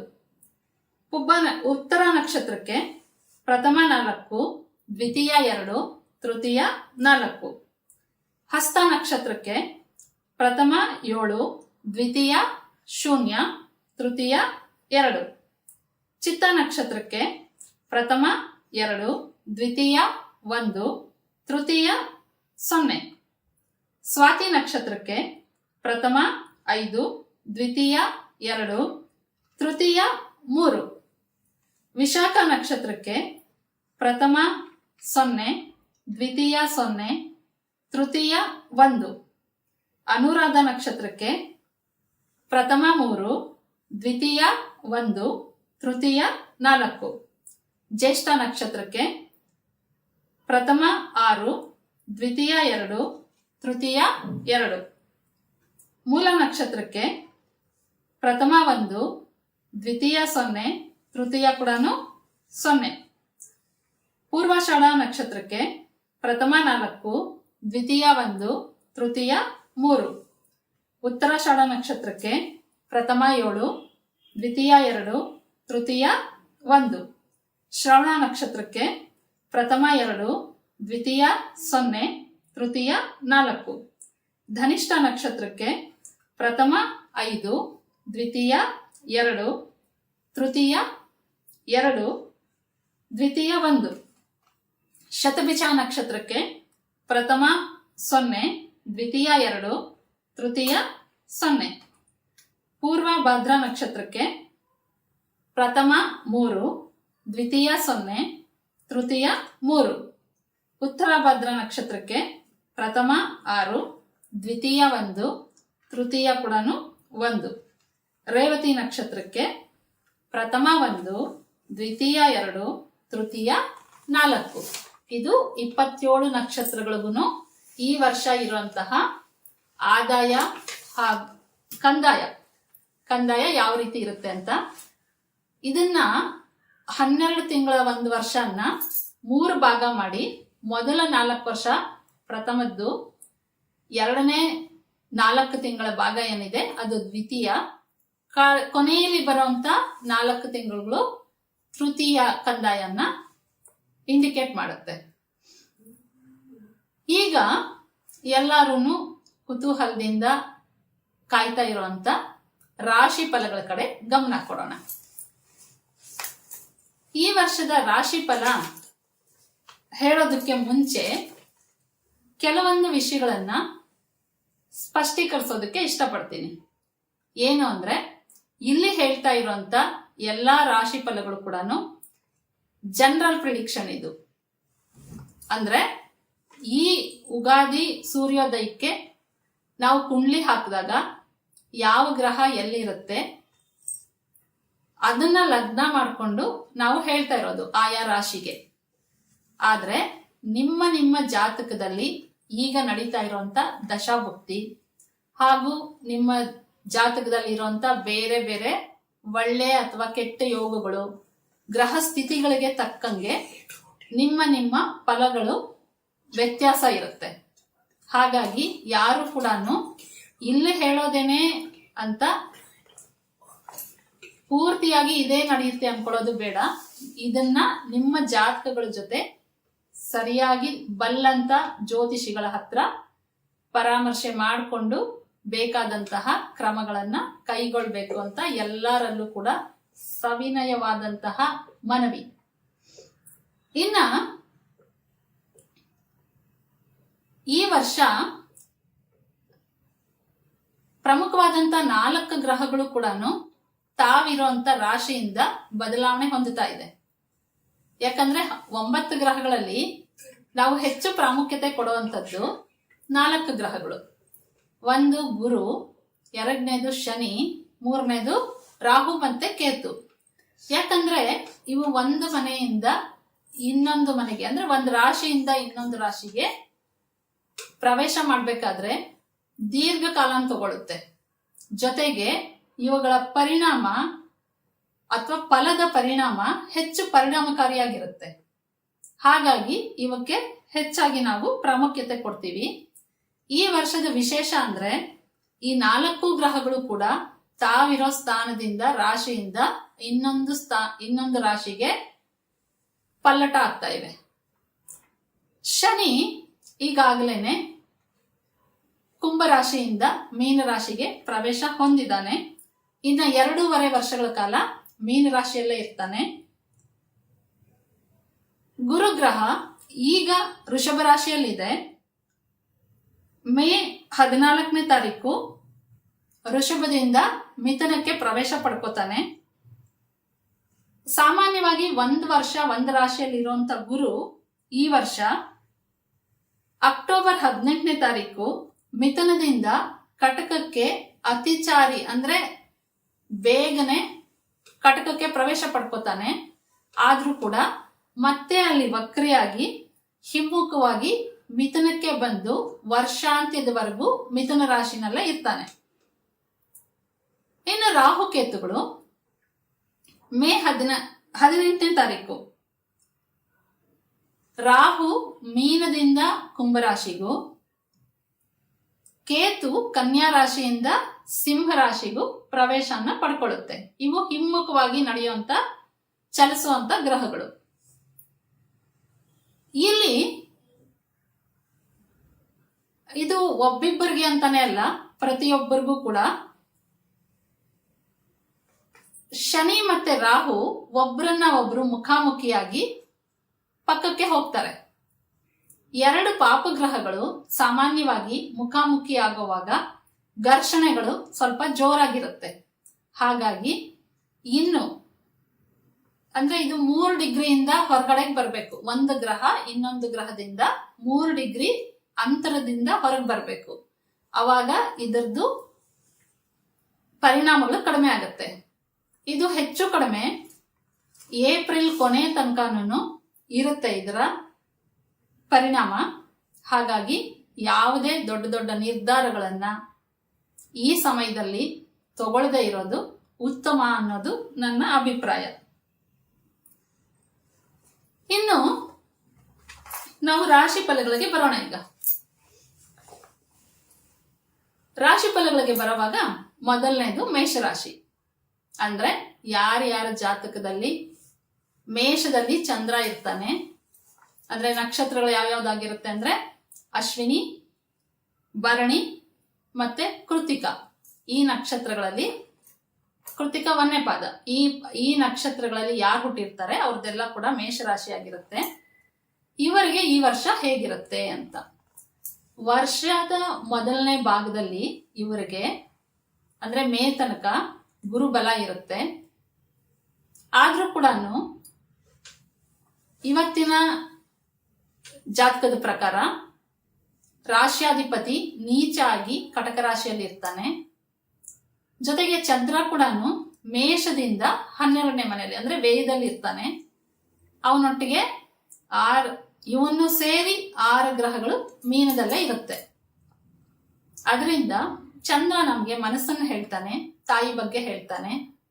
ರಾಷ್ಟ್ರಾಧಿಪತಿ 4ನೇ ಮನೆಯಲ್ಲಿ ನೀಚ ಆಗಿರೋದ್ರಿಂದ ಸ್ವಲ್ಪ ಮಾನಸಿಕ ಒತ್ತಡಗಳು ಹೆಚ್ಚಾಗಿರುತ್ತೆ. ಜೊತೆಗೆ ತಾಯಿ ಆರೋಗ್ಯದ ಬಗ್ಗೆ, ಮನಸ್ಥಿತಿ ಬಗ್ಗೆ ಸ್ವಲ್ಪ ಕಾಳಜಿ ವಹಿಸೋದು ಉತ್ತಮ. ಜೊತೆಗೆ ಈಗ ಇವ್ರಿಗೆ ಮೇಷರಾಶಿಯವ್ರಿಗೆ ಸಾಡೆ ಸಾತಿ ಪ್ರಾರಂಭ ಆಗ್ತಿದೆ. 12ನೇ ಮನೆಗೆ ಶನಿ ಬರ್ತಿದ್ದಾನೆ ಚಂದ್ರನಿಂದ. ಒಂದು ವಿಷಯ, ಯಾರು ಕೂಡ ನಮ್ಮಲ್ಲಿ ಒಂದು ತಪ್ಪು ಕಲ್ಪನೆ ಇದೆ. ಸಾಡೆ ಸಾತಿ ಬಂದ್ರೆ, ಅಷ್ಟಮ ಶನಿ ಬಂದ್ರೆ, ಅರ್ಧಾಷ್ಟಮ ಶನಿ ಬಂದ್ರೆ, ಪಂಚಮ ಶನಿ ಇದ್ರೆ ತುಂಬಾ ಹೆದರ್ಕೊಳ್ಳೋದು ಜಾಸ್ತಿ. ನಮ್ಮಲ್ಲಿ ಏನೋ ತೊಂದರೆ ಆಗುತ್ತೆ ಅಂತ. ಖಂಡಿತವಾಗ್ಲೂ ಯಾರು ಕೂಡ ಇದಕ್ಕೆ ಭಯ ಪಡೋ ಅವಶ್ಯಕತೆ ಇಲ್ಲ. ಕಾರಣ ಏನು ಅಂದ್ರೆ, ಎಲ್ಲೂ ಕೂಡ ಯಾವುದೇ ಸಂಘರ್ಷ ಆಗ್ದಿರಾ ಒಳ್ಳೇದು ಬರಕ್ಕೆ ಸಾಧ್ಯ ಇಲ್ಲ. ಸಮುದ್ರ ಮಂಥನ ಆಗಿದ್ದಕ್ಕೇನೆ ನಮಗೆ ಅಮೃತ ಸಿಕ್ಕಿದ್ದು. ಏನೂ ಇಲ್ಲದೆ ಹಾಗೆ ನಮ್ಗೆ ಎಲ್ಲೂ ರೈತ ಬೆಳೆಗೋಸ್ಕರ ಕಷ್ಟಪಟ್ರೇನೆ ಅವನಿಗೆ ಫಸಲ್ ಸಿಗೋದು. ಇದು ಕೂಡ ಹಾಗೆ, ಶನಿ ಕರ್ಮಕಾರಕ. ಅದಕ್ಕೆ ತಕ್ಕಂತ ಕೃಷಿ ನಾವು ಮಾಡ್ದಾಗೇನೆ ನಮಗೆ ಒಳ್ಳೆ ಫಲ ಸಿಗುತ್ತೆ ಅಂತ. ಶನಿ ಯಾವಾಗ್ಲೂ ಹೇಳೋದೊಂದೇ, ಸೋಮಾರಿತನ ಪಡ್ಬೇಡ, ಕಷ್ಟಪಟ್ಟು ನ್ಯಾಯಯುತವಾಗಿ ಸಂಪಾದನೆ ಮಾಡು ಅಂತ. ಯಾರು ಈ ದಾರಿನಲ್ಲಿ ಇರ್ತಾರೆ ಅವ್ರಿಗೆ ಖಂಡಿತವಾಗ್ಲು ಅಷ್ಟಮ ಶನಿ ಆಗ್ಬೋದು, ಅರ್ಧಾಷ್ಟಮ ಶನಿ ಆಗ್ಬೋದು, ಸಾಡೆ ಸಾತಿ ಆಗ್ಬೋದು, ಯಾವುದೇ ರೀತಿಯಂತಹ ತೊಂದರೆಗಳು ಬರೋದಿಲ್ಲ. ಈ ಟೈಮಲ್ಲೇನೆ ಎಲ್ಲಾರು ಕೂಡ ಮನೆ ಕಟ್ಟೋದು, ಮದ್ವೆ ಆಗೋದು, ಅಥವಾ ಮಕ್ಕಳಿಗೆ ಮದ್ವೆ ಮಾಡೋದು, ಎಲ್ಲೋ ವಿದೇಶಕ್ಕೆ ಪ್ರಯಾಣಗಳು ನಡೆಸೋದು, ಅಥವಾ ದೊಡ್ಡ ದೊಡ್ಡ ಕೆಲಸಗಳು ಮಾಡೋದು ಈ ಟೈಮಲ್ಲೇ ತುಂಬಾ ಜನಕ್ಕೆ ನಡೆಯೋದು. ಯಾರ್ದು ಅವರವರ ಪೂರ್ವ ಜನ್ಮದ ಬ್ಯಾಲೆನ್ಸು ಸರಿ ಇರಲ್ಲ ಅವ್ರಿಗೆ ಮಾತ್ರ ಇದು ಸ್ವಲ್ಪ ಕಷ್ಟಗಳಿಗೆ, ತೊಂದರೆಗಳಿಗೆ ಸಿಲುಕ್ತಾರೆ. ಯಾಕಂದ್ರೆ ಶನಿ ಎಲ್ಲಾರ್ಗೂ ಕೂಡ ಅವ್ರವ್ರು ಏನು ಕರ್ಮ ಮಾಡಿರ್ತಾರೆ ಅದಕ್ಕೆ ನ್ಯಾಯ ಕೊಡುವಂತ ಗ್ರಹ ಅದು. ಹಾಗಾಗಿ ನಿಮ್ಮ ಲೆಕ್ಕಾಚಾರ ಸರಿಯಾಗಿದ್ದಾಗ ಎಲ್ಲೂ ಕೂಡ ಶನಿ ನಿಮ್ಗೆ ತೊಂದರೆ ಕೊಡೋದಿಲ್ಲ. ಇದು ಎಲ್ಲರೂ ಕೂಡ ಗಮನದಲ್ಲಿ ಇಟ್ಕೊಳ್ಳಿ. ಎರಡನೇದು, ಇದು ಮೇಷರಾಶಿಯವರು ಆದಷ್ಟು ಯಾವುದೇ ನಿರ್ಧಾರ ಮಾಡಕ್ ಮುಂಚೆ ಹೆಚ್ಚು ಆಲೋಚನೆ ಮಾಡಿ, ಸರಿಯಾದವ್ರ ಜೊತೆ ಚರ್ಚೆ ಮಾಡಿ ನಿರ್ಧಾರ ತಗೊಳ್ಳೋದು ಒಳ್ಳೇದು. ಅಲ್ಲಿಂದ 5ನೇ ಮನೆಯಲ್ಲಿ ಕೇತು ಇನ್ನೇನು ಪಂಚಮಕ್ಕೆ ಬರೋದ್ರಿಂದ ಮಕ್ಕಳ ವಿಷಯವಾಗಿ ಸ್ವಲ್ಪ ಅಸಮಾಧಾನಗಳಾಗ್ಬೋದು. ಹಾಗೇನೆ ಯಾವುದೇ ಭೂ ವ್ಯವಹಾರ ಮಾಡೋದಿದ್ರೆ, ಅಂದ್ರೆ ಸೈಟ್ ತಗೊಳ್ಳೋದು, ಜಮೀನ್ ತಗೊಳ್ಳೋದು, ಮಾರೋದು, ಇಂಥದ್ದು ಏನೇ ವ್ಯವಹಾರ ಇದ್ರು ಭೂ ಸಂಬಂಧಿ ವ್ಯವಹಾರಗಳು ಇನ್ನೊಂದು 2-3 ತಿಂಗಳು ಮುಂದಕ್ಕೆ ಹಾಕೋದು ಒಳ್ಳೇದು. ಇದು ಮೇಷರಾಶಿಯವ್ರದ್ದು. ನಂತರ ವೃಷಭ ರಾಶಿಗೆ ಹೋಗೋಣ. ಈಗ ಸದ್ಯಕ್ಕೆ ವೃಷಭ ರಾಶಿನಲ್ಲೇ ಗುರು ಇದ್ದಾನೆ. ನಾವು ಸಾಮಾನ್ಯವಾಗಿ ಒಂದು ವಿಷಯ ಹೇಳ್ತಾ ಇರ್ತೀವಿ, ಜನ್ಮ ಗುರು ನರೋ ದುಃಖ ಅಂತ. ಅಂದ್ರೆ ಜನ್ಮ ರಾಶಿ ಮೇಲೆ ಗುರು ಹೋಗ್ತಾ ಇರೋವಾಗ ಮನಸ್ಸಿಗೆ ಇಲ್ಲದಂತಹ ನೋವು ಕೊಡ್ತಾನೆ ಅಂತ. ಏನಂದ್ರೆ ಈ ಶನಿ ಮತ್ತು ಗುರುಗಳಿಗೆ ಒಂದು ನಾಣ್ಣುಡಿ ಇದೆ.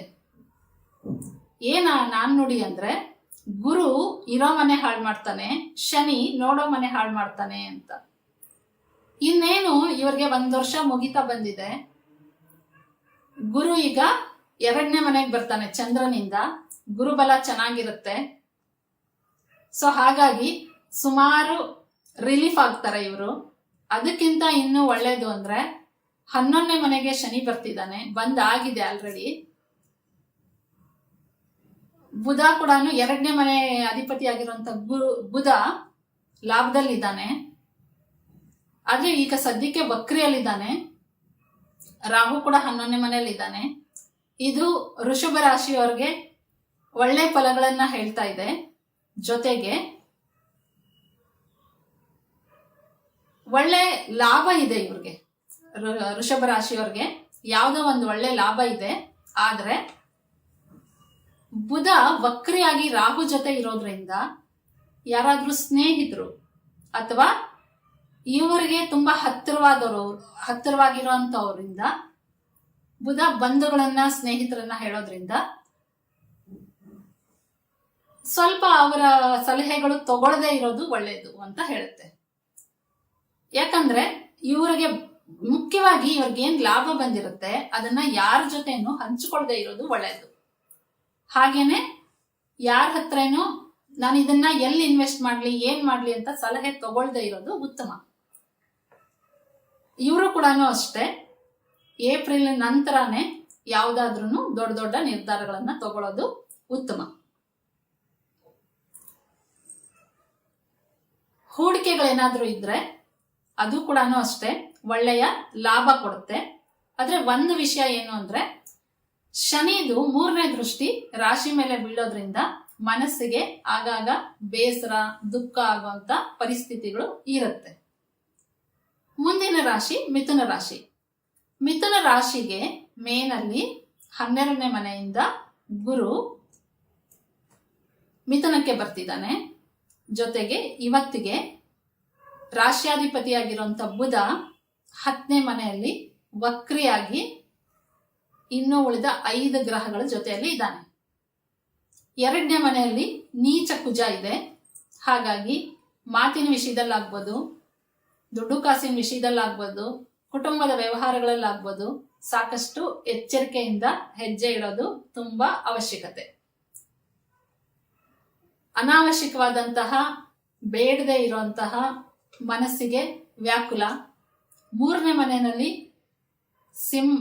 ಸಿಂಹಕ್ಕೆ ಕೇತು ಸಂಚಾರ ಶುರು ಆದ್ಮೇಲೆ ಆದಷ್ಟು ತಮ್ಮಂದರ ಜೊತೆ ಅಥವಾ ಇವರು ಒಳಗೊಟ್ಟಿದವ್ರ ಜೊತೆ ಆದಷ್ಟು ಒಳ್ಳೆ ರೀತಿಯಲ್ಲಿ ನಡ್ಕೊಳ್ಳೋದು ಒಳ್ಳೆಯದು. ನೆಕ್ಸ್ಟ್ ನಾವೀಗ ಕಟಕ ರಾಶಿ ಕಡೆ ಗಮನ ಹರಿಸೋಣ. ಕಟಕ ರಾಶಿನಲ್ಲೇನೆ ಕುಜ ನೀಚದಲ್ಲಿದ್ದಾನೆ.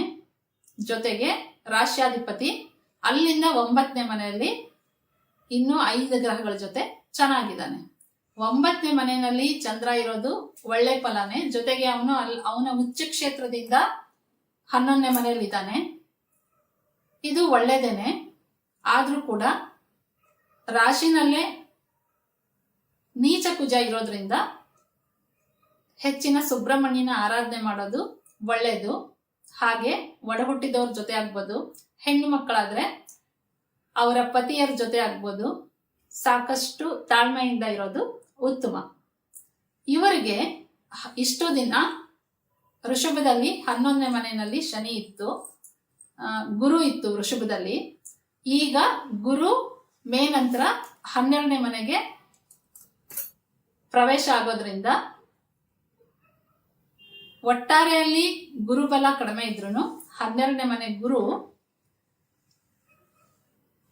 ಆರಾಧನೆಗೆ ಅಥವಾ ಒಳ್ಳೆ ರೀತಿನಲ್ಲಿ ಉತ್ತಮವಾದಂತ ಫಲನೇ ಕೊಡುತ್ತೆ. ನಂತರ ನಾವು ಸಿಂಹ ರಾಶಿಗೆ ಬರೋಣ. ರಾಶ್ಯಾಧಿಪತಿಯಾದಂತ ರವಿ 8ನೇ ಮನೆಯಲ್ಲಿ ಇದ್ದಾನೆ. ಜೊತೆಗೆ ಅಲ್ಲೇನೆ ಶನಿ, ರಾಹು, ಬುಧ ಎಲ್ಲ ಇದೆ. ಶನಿ ಸ್ಥಾನ ನೋಡೋದಾದ್ರೆ ಅಷ್ಟಮ ಶನಿ ಈಗ ಸಿಂಹ ರಾಶಿಯವ್ರಿಗೆ ಶುರು ಆಗ್ತಿದೆ. ಜೊತೆಗೆ ಇಷ್ಟು ದಿನ 2ನೇ ಮನೆಯಲ್ಲಿದ್ದಂತ ಕೇತು ರಾಶಿಗೆ ಬರ್ತಿದ್ದಾನೆ. 7ನೇ ಮನೆಯಲ್ಲಿ ರಾಹು ಇರ್ತಾನೆ. ಗುರು ಇಲ್ಲಿ ತನಕ 10ನೇ ಮನೆಯಲ್ಲಿತ್ತು. ಮೇ ನಂತರ ಗುರು 11ನೇ ಮನೆಗೆ ಬರ್ತಾನೆ. ಅಂದ್ರೆ ಗುರು ಬಲ ಇರುತ್ತೆ.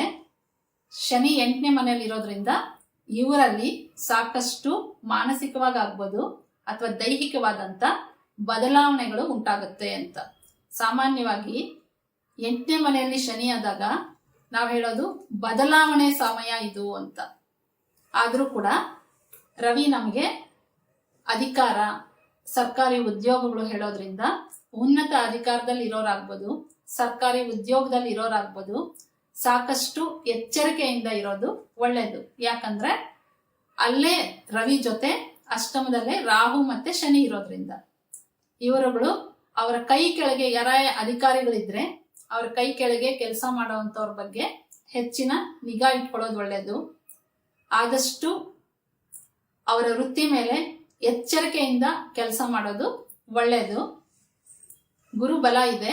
ಹಾಗಾಗಿ ಜೊತೆಗೆ ನಿಮ್ಮ ಜಾತಕಗಳನ್ನು ಪರಿಶೀಲನೆ ಮಾಡಿಸ್ಕೊಂಡು ಅದಕ್ಕೆ ಬೇಕಾದಂತ ಸೂಕ್ತವಾದಂತಹ ನಿರ್ಧಾರಗಳನ್ನ ಪರಿಹಾರಗಳನ್ನ ಮಾಡ್ಕೊಳ್ಳಿ. ಆದ್ರೂ ಕೂಡ ಆಂಜನೇಯನ ಆರಾಧನೆ ಹಾಗೆ ಸೂರ್ಯನಿಗೆ ಬೆಳಗ್ಗೆ ಆದಷ್ಟು ಸೂರ್ಯೋದಯಕ್ಕೆ ಎದ್ದು ಆದಿತ್ಯ ಹೃದಯ ಪ್ರತಿದಿನ ಪಠಣೆ ಅಥವಾ ಶ್ರವಣ ತುಂಬಾ ಒಳ್ಳೆಯದು. ಇನ್ನ ಮುಂದಿನ ರಾಶಿ ಇನ್ನೊಂದು ಸಿಂಹ ರಾಶಿಯವ್ರಿಗೆ ಹೇಳಬೇಕಾಗಿರೋದು, ಸಿಂಹ ರಾಶಿಗೆ ಕೇತು ಬರೋದ್ರಿಂದ ಕೇತು ಕೂಡ ಅಗ್ನಿ ತತ್ವ ಗ್ರಹ. ಹಾಗಾಗಿ ಇದು ನಾವು ಹೊಟ್ಟೆ ಭಾಗ ಅಂತ ಹೇಳ್ತೀವಿ ಸಿಂಹ ರಾಶಿನ. ಆದಷ್ಟು ಇವರುಗಳು ಸಮಯಕ್ಕೆ ಸರಿಯಾಗಿ ಊಟ ಮಾಡೋದು ಒಳ್ಳೆಯದು. ಅಸಿಡಿಟಿ ಇಂತ ಸಮಸ್ಯೆಗಳು ಬರೋದಿರುತ್ತೆ. ಜೊತೆಗೆ ಮುಂಚೆನೆ ಏನಾದ್ರೂ ನಿಮ್ಗೆ ಹೊಟ್ಟೆಗೆ ಸಂಬಂಧಂತಹ ಸಮಸ್ಯೆಗಳಿದ್ರೆ ಸರಿಯಾಗಿರುವಂತ ಡಾಕ್ಟರ್ಗಳ ಸಲಹೆಯನ್ನ ತಗೊಳ್ಳೋದು ಒಳ್ಳೆಯದು. ನಮ್ಮ ಮುಂದಿನ ರಾಶಿ ಕನ್ಯಾ ರಾಶಿ.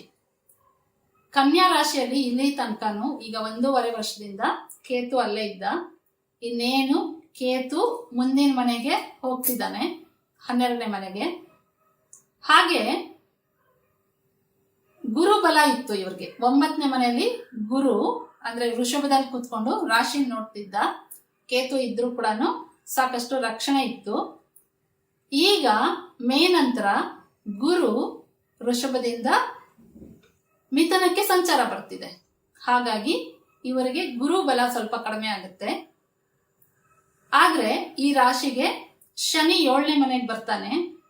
ಅದು ಕೂಡ ಕೆಲವು ವಿಷಯಗಳಿಗೆ ಒಳ್ಳೇದಾದ್ರೂ ಇನ್ನು ಕೆಲವು ವಿಷಯಗಳಿಗೆ ಅಷ್ಟೊಂದು ಸಮಾಧಾನವಾಗಿರಲ್ಲ. ಜೊತೆಗೆ ರಾಶ್ಯಾಧಿಪತಿ ಬುಧ ವಕ್ರಿಯಾಗಿ 7ನೇ ಮನೆಯಲ್ಲಿ ರಾಹು ಜೊತೆ ಶನಿ ಚಂದ್ರ ಜೊತೆ ಇರೋದ್ರಿಂದ ಸ್ವಲ್ಪ ಸಾಕಷ್ಟು ಗೊಂದಲಗಳಿರುತ್ತೆ. ಮದುವೆಗಳಿಗೆ ಯಾರಿಗೆ ಈಗ ನಿರ್ಧಾರ ಆಗಿದ್ರೆ ಅವನ್ನ ಸ್ವಲ್ಪ ಮುಂದಕ್ಕೆ ಹಾಕೋದು ಒಳ್ಳೇದು. ಈಗ ಆಲ್ರೆಡಿ ಮದುವೆ ಆಗಿರೋರು ಅವರ ಸಂಗಾತಿಗಳ ಬಗ್ಗೆ ಹೆಚ್ಚು ವಾದ ವಿವಾದಕ್ಕೆ ಇಟ್ಕೊಳ್ದಿರ ಸಮಾಧಾನವಾಗಿರೋದು ಉತ್ತಮ. ರಾಶ್ಯಾಧಿಪತಿ ಬುಧ ವಿಷ್ಣುವನ್ನ ಹೇಳೋದ್ರಿಂದ ವಿಷ್ಣು ಸಹಸ್ರನಾಮ ಕೇಳೋದು ಉತ್ತಮ. ಬಂದ್ರೆ ಹೇಳ್ಕೊಳ್ಳೋದು ಇನ್ನೂ ಉತ್ತಮ. ಮುಂದಿನ ರಾಶಿ ತುಲಾ ರಾಶಿ. ಇಲ್ಲಿ ಕೂಡ ರಾಶ್ಯಾಧಿಪತಿ ಶುಕ್ರ ಆಗ್ತಾನೆ. ಶುಕ್ರ ಕೂಡ ವಕ್ರಿಯಾಗಿ 6ನೇ ಮನೆಯಲ್ಲಿ ರಾಹು ರವಿ ಚಂದ್ರ ಬುಧ ಮತ್ತೆ ಶನಿ ಜೊತೆ ಮೀನದಲ್ಲಿ ಇದ್ದಾನೆ. ಮೀನ ಶುಕ್ರನ್ಗೆ ಉಚ್ಚ ರಾಶಿ, ಗುರು ಮನೆ. ಇವರಿಗೆ ಇಲ್ಲಿ ತನಕನೂ ಶನಿ ಪಂಚಮ ಶನಿ ಇತ್ತು. ಇಲ್ಲಿಂದ ಮುಂದಕ್ಕೆ ಇನ್ನ 2.5 ವರ್ಷಗಳ ಕಾಲ ಶನಿ 6ನೇ ಮನೆಗೆ ಬರ್ತಾನೆ. ಕೇತು ವ್ಯಯದಲ್ಲಿದ್ದಂತ ಕೇತು ಲಾಭಕ್ಕೆ ಬರ್ತಾನೆ. ರಾಹು ಈಗ ಪಂಚಮಕ್ಕೆ ಬರ್ತಾನೆ. ಗುರು ಇಲ್ಲಿ ತನಕ ಅವ್ರಿಗೆ ಅಷ್ಟಮ ಗುರು ಇತ್ತು. ಇನ್ನು ಮುಂದೆ ಮೇ ನಂತರ ಗುರು ಬಲ ಬರುತ್ತೆ. ಅಂದ್ರೆ ಗುರು ದೃಷ್ಟಿ, ಗುರು 9ನೇ ಮನೆಗೆ ಬಂದು ರಾಶಿನ ನೋಡ್ತಾನೆ. ಹಾಗಾಗಿ ಇವರುಗಳ ಸಾಕಷ್ಟು ಏನೇನು ಪ್ರಯತ್ನಗಳು ಇವ್ರದಿತ್ತು ಅದೆಲ್ಲ ಫಲಿಸುವಂತ ಸಾಧ್ಯತೆಗಳು ಹೆಚ್ಚಾಗಿದೆ. ಏನಕ್ಕಾದ್ರೂ ಪ್ರಯತ್ನ ಇವಾಗ 1.5 ವರ್ಷದಿಂದ ಪ್ರಯತ್ನ ಪಟ್ಟು ಆಗ್ತಾ ಇಲ್ಲ ಅನ್ನುವಂತ ಕೆಲಸಗಳು ಏನೇನಿರುತ್ತೆ ಅದು ಈಗ ನೆರವೇರುವಂತ ಒಳ್ಳೆ ಸಮಯ. ಆದ್ರೂ ಕೂಡ ಕುಜ ನೀಚನಾಗಿ 4ನೇ ದೃಷ್ಟಿನ ತುಲಾ ರಾಶಿ ಮೇಲೆ ಬೀಳೋದ್ರಿಂದ ಸುಬ್ರಹ್ಮಣ್ಯನ ಆರಾಧನೆ ಅಥವಾ ಯಾವ್ದಾದ್ರೂ ಅಮ್ಮನವರ ಕುಜ ಸ್ತ್ರೀ ರಾಶಿಯಲ್ಲಿ ಇರೋದ್ರಿಂದ, ಜೊತೆಗೆ ಕಟಕ ನಮ್ಗೆ ಏನ್ ಹೇಳುತ್ತೆ ಅಂದ್ರೆ ಸೌಮ್ಯವಾಗಿರುವಂತ ದೇವತೆಗಳನ್ನ ಹೇಳುತ್ತೆ. ಆ ಸೌಮ್ಯವಾದ ದೇವತೆಗಳನ್ನ ಯಾರಾದ್ರೂ ಗೌರಿ ಪಾರ್ವತಿ ರಾಜರಾಜೇಶ್ವರಿ ಈ ದೇವಿ ಆರಾಧನೆ ಒಳ್ಳೇದು. ಯಾಕಂದ್ರೆ ಶುಕ್ರ ಕೂಡ ನಮ್ಗೆ ಲಕ್ಷ್ಮಿನ್ ಹೇಳುತ್ತೆ. ಹಾಗಾಗಿ ಅಮ್ಮನವರ ಆರಾಧನೆ ತುಂಬಾ ಒಳ್ಳೇದು. ಆದ್ರೆ 5ನೇ ಮನೆಯಲ್ಲಿ ಕೇತು ಇರೋದ್ರಿಂದ ಸ್ವಲ್ಪ 5ನೇ ಮನೆ ನಮ್ಗೆ ಮಕ್ಕಳ ಬಗ್ಗೆ ಹೇಳುತ್ತೆ, ಸಂತಾನ ಅಂತ ಹೇಳುತ್ತೆ. ಹಾಗಾಗಿ ಗರ್ಭಿಣಿ ಸ್ತ್ರೀಯರಿದ್ರೆ ಆದಷ್ಟು ಎಚ್ಚರಿಕೆಯಿಂದ ಇರಿ. ಜೊತೆಗೆ ಮಕ್ಕಳು ಯಾರಿಗಿರ್ತಾರೆ ಮಕ್ಕಳ ಬಗ್ಗೆ ಸ್ವಲ್ಪ ಗಮನ ಹರಿಸೋದು ಒಳ್ಳೆಯದು. ಇನ್ನು ಮುಂದಿನ ರಾಶಿ ವೃಶ್ಚಿಕ ರಾಶಿ. ಇಲ್ಲಿ ಕೂಡ ಮತ್ತೆ ನಮ್ಗೆ ವೃಶ್ಚಿಕ ರಾಶಿ ಅಧಿಪತಿ ನೀಚನಾಗಿ ಕಟಕದಲ್ಲಿದ್ದಾನೆ. ಹಾಗೇನೆ ಆ ರಾಶಿ ಅಧಿಪತಿಯಾದಂತಹ ಚಂದ್ರ ಅಲ್ಲಿಂದ 5ನೇ ಮನೆಯಲ್ಲಿದ್ದಾನೆ. ಎಲ್ಲ ಕೂಡ ಜಲತತ್ವ ರಾಶಿಗಳಲ್ಲೇ ಹೆಚ್ಚಾಗಿ ಗ್ರಹಗಳಿದೆ. ಸೊ ಜಲತತ್ವ ರಾಶಿಗಳಲ್ಲಿ ಹೆಚ್ಚಾಗಿ ಗ್ರಹಗಳಿದ್ದಾಗ ಮಾನಸಿಕವಾದಂತ ಒತ್ತಡಗಳು ಜಾಸ್ತಿ ಇರುತ್ತೆ. ಇವ್ರಿಗೂ ಅಷ್ಟೇನೆ ಪಂಚಮದಲ್ಲಿ ಇಲ್ಲಿ ತನಕ ರಾಹು ಇತ್ತು. ಈಗ ರಾಹು 4ನೇ ಮನೆಗೆ ಬರ್ತಾನೆ, ಶನಿ 5ನೇ ಮನೆಗೆ ಹೋಗ್ತಿದ್ದಾನೆ. ಹಾಗಾಗಿ ಇಲ್ಲೂ ಕೂಡ ಅಷ್ಟೇ ಇವ್ರುನು ಶನಿ ಯಾವಾಗ್ಲೂ ಹೇಗೆ ಕೆಲಸ ಮಾಡ್ತಾನೆ ಅಂದ್ರೆ ನಮಗೆ ಸಿಗಬೇಕಾಗಿರೋಂಥದ್ದನ್ನ ನಿಧಾನ ಮಾಡ್ತಾನೆ. ಯಾವತ್ತೂ ಕೂಡ ಕೊಡ್ದಂಗ್ ಮಾಡಲ್ಲ. ಅದರ ಬೆಲೆ ಏನು ಅಂತ ಗೊತ್ತು ಮಾಡಿಸಿ ಆಮೇಲೆ ಕೊಡ್ತಾನೆ.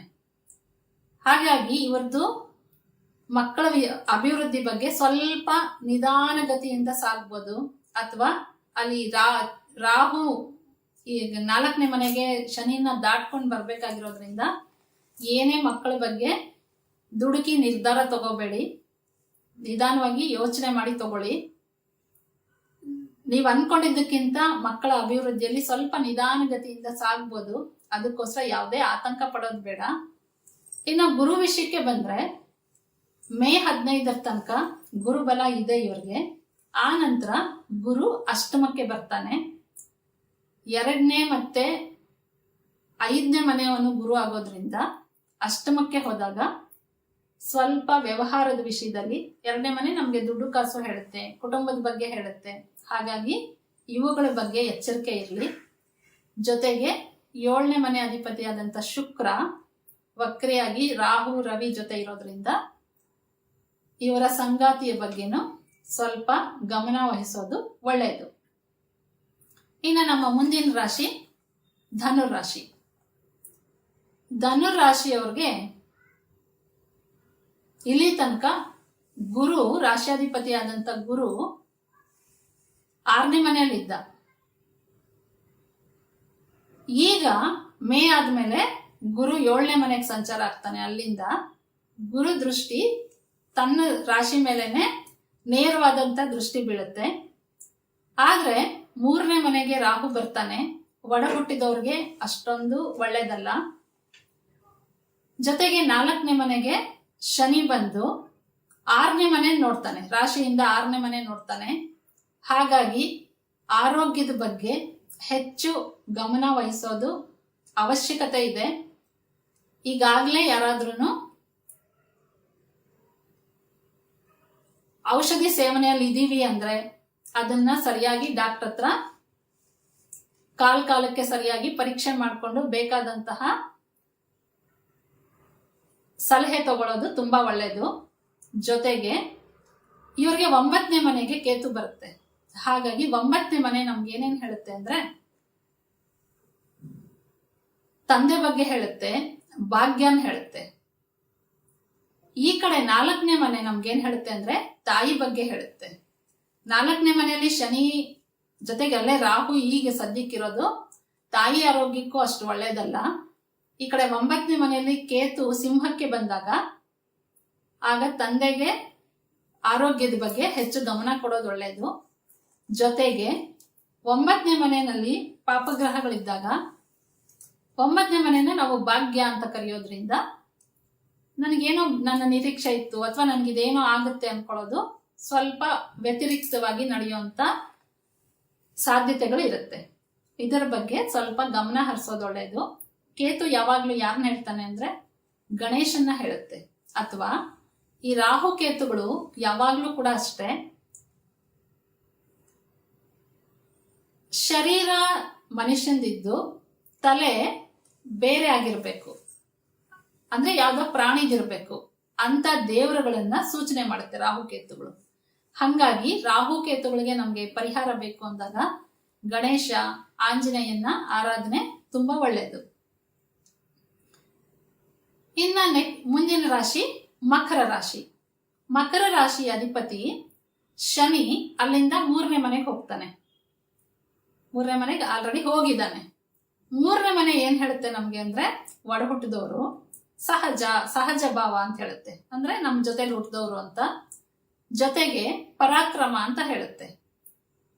ಸೊ ಈ ವಿಷಯವಾಗಿ ಇವರಿಗೆ ತುಂಬಾ ಒಳ್ಳೆಯದು.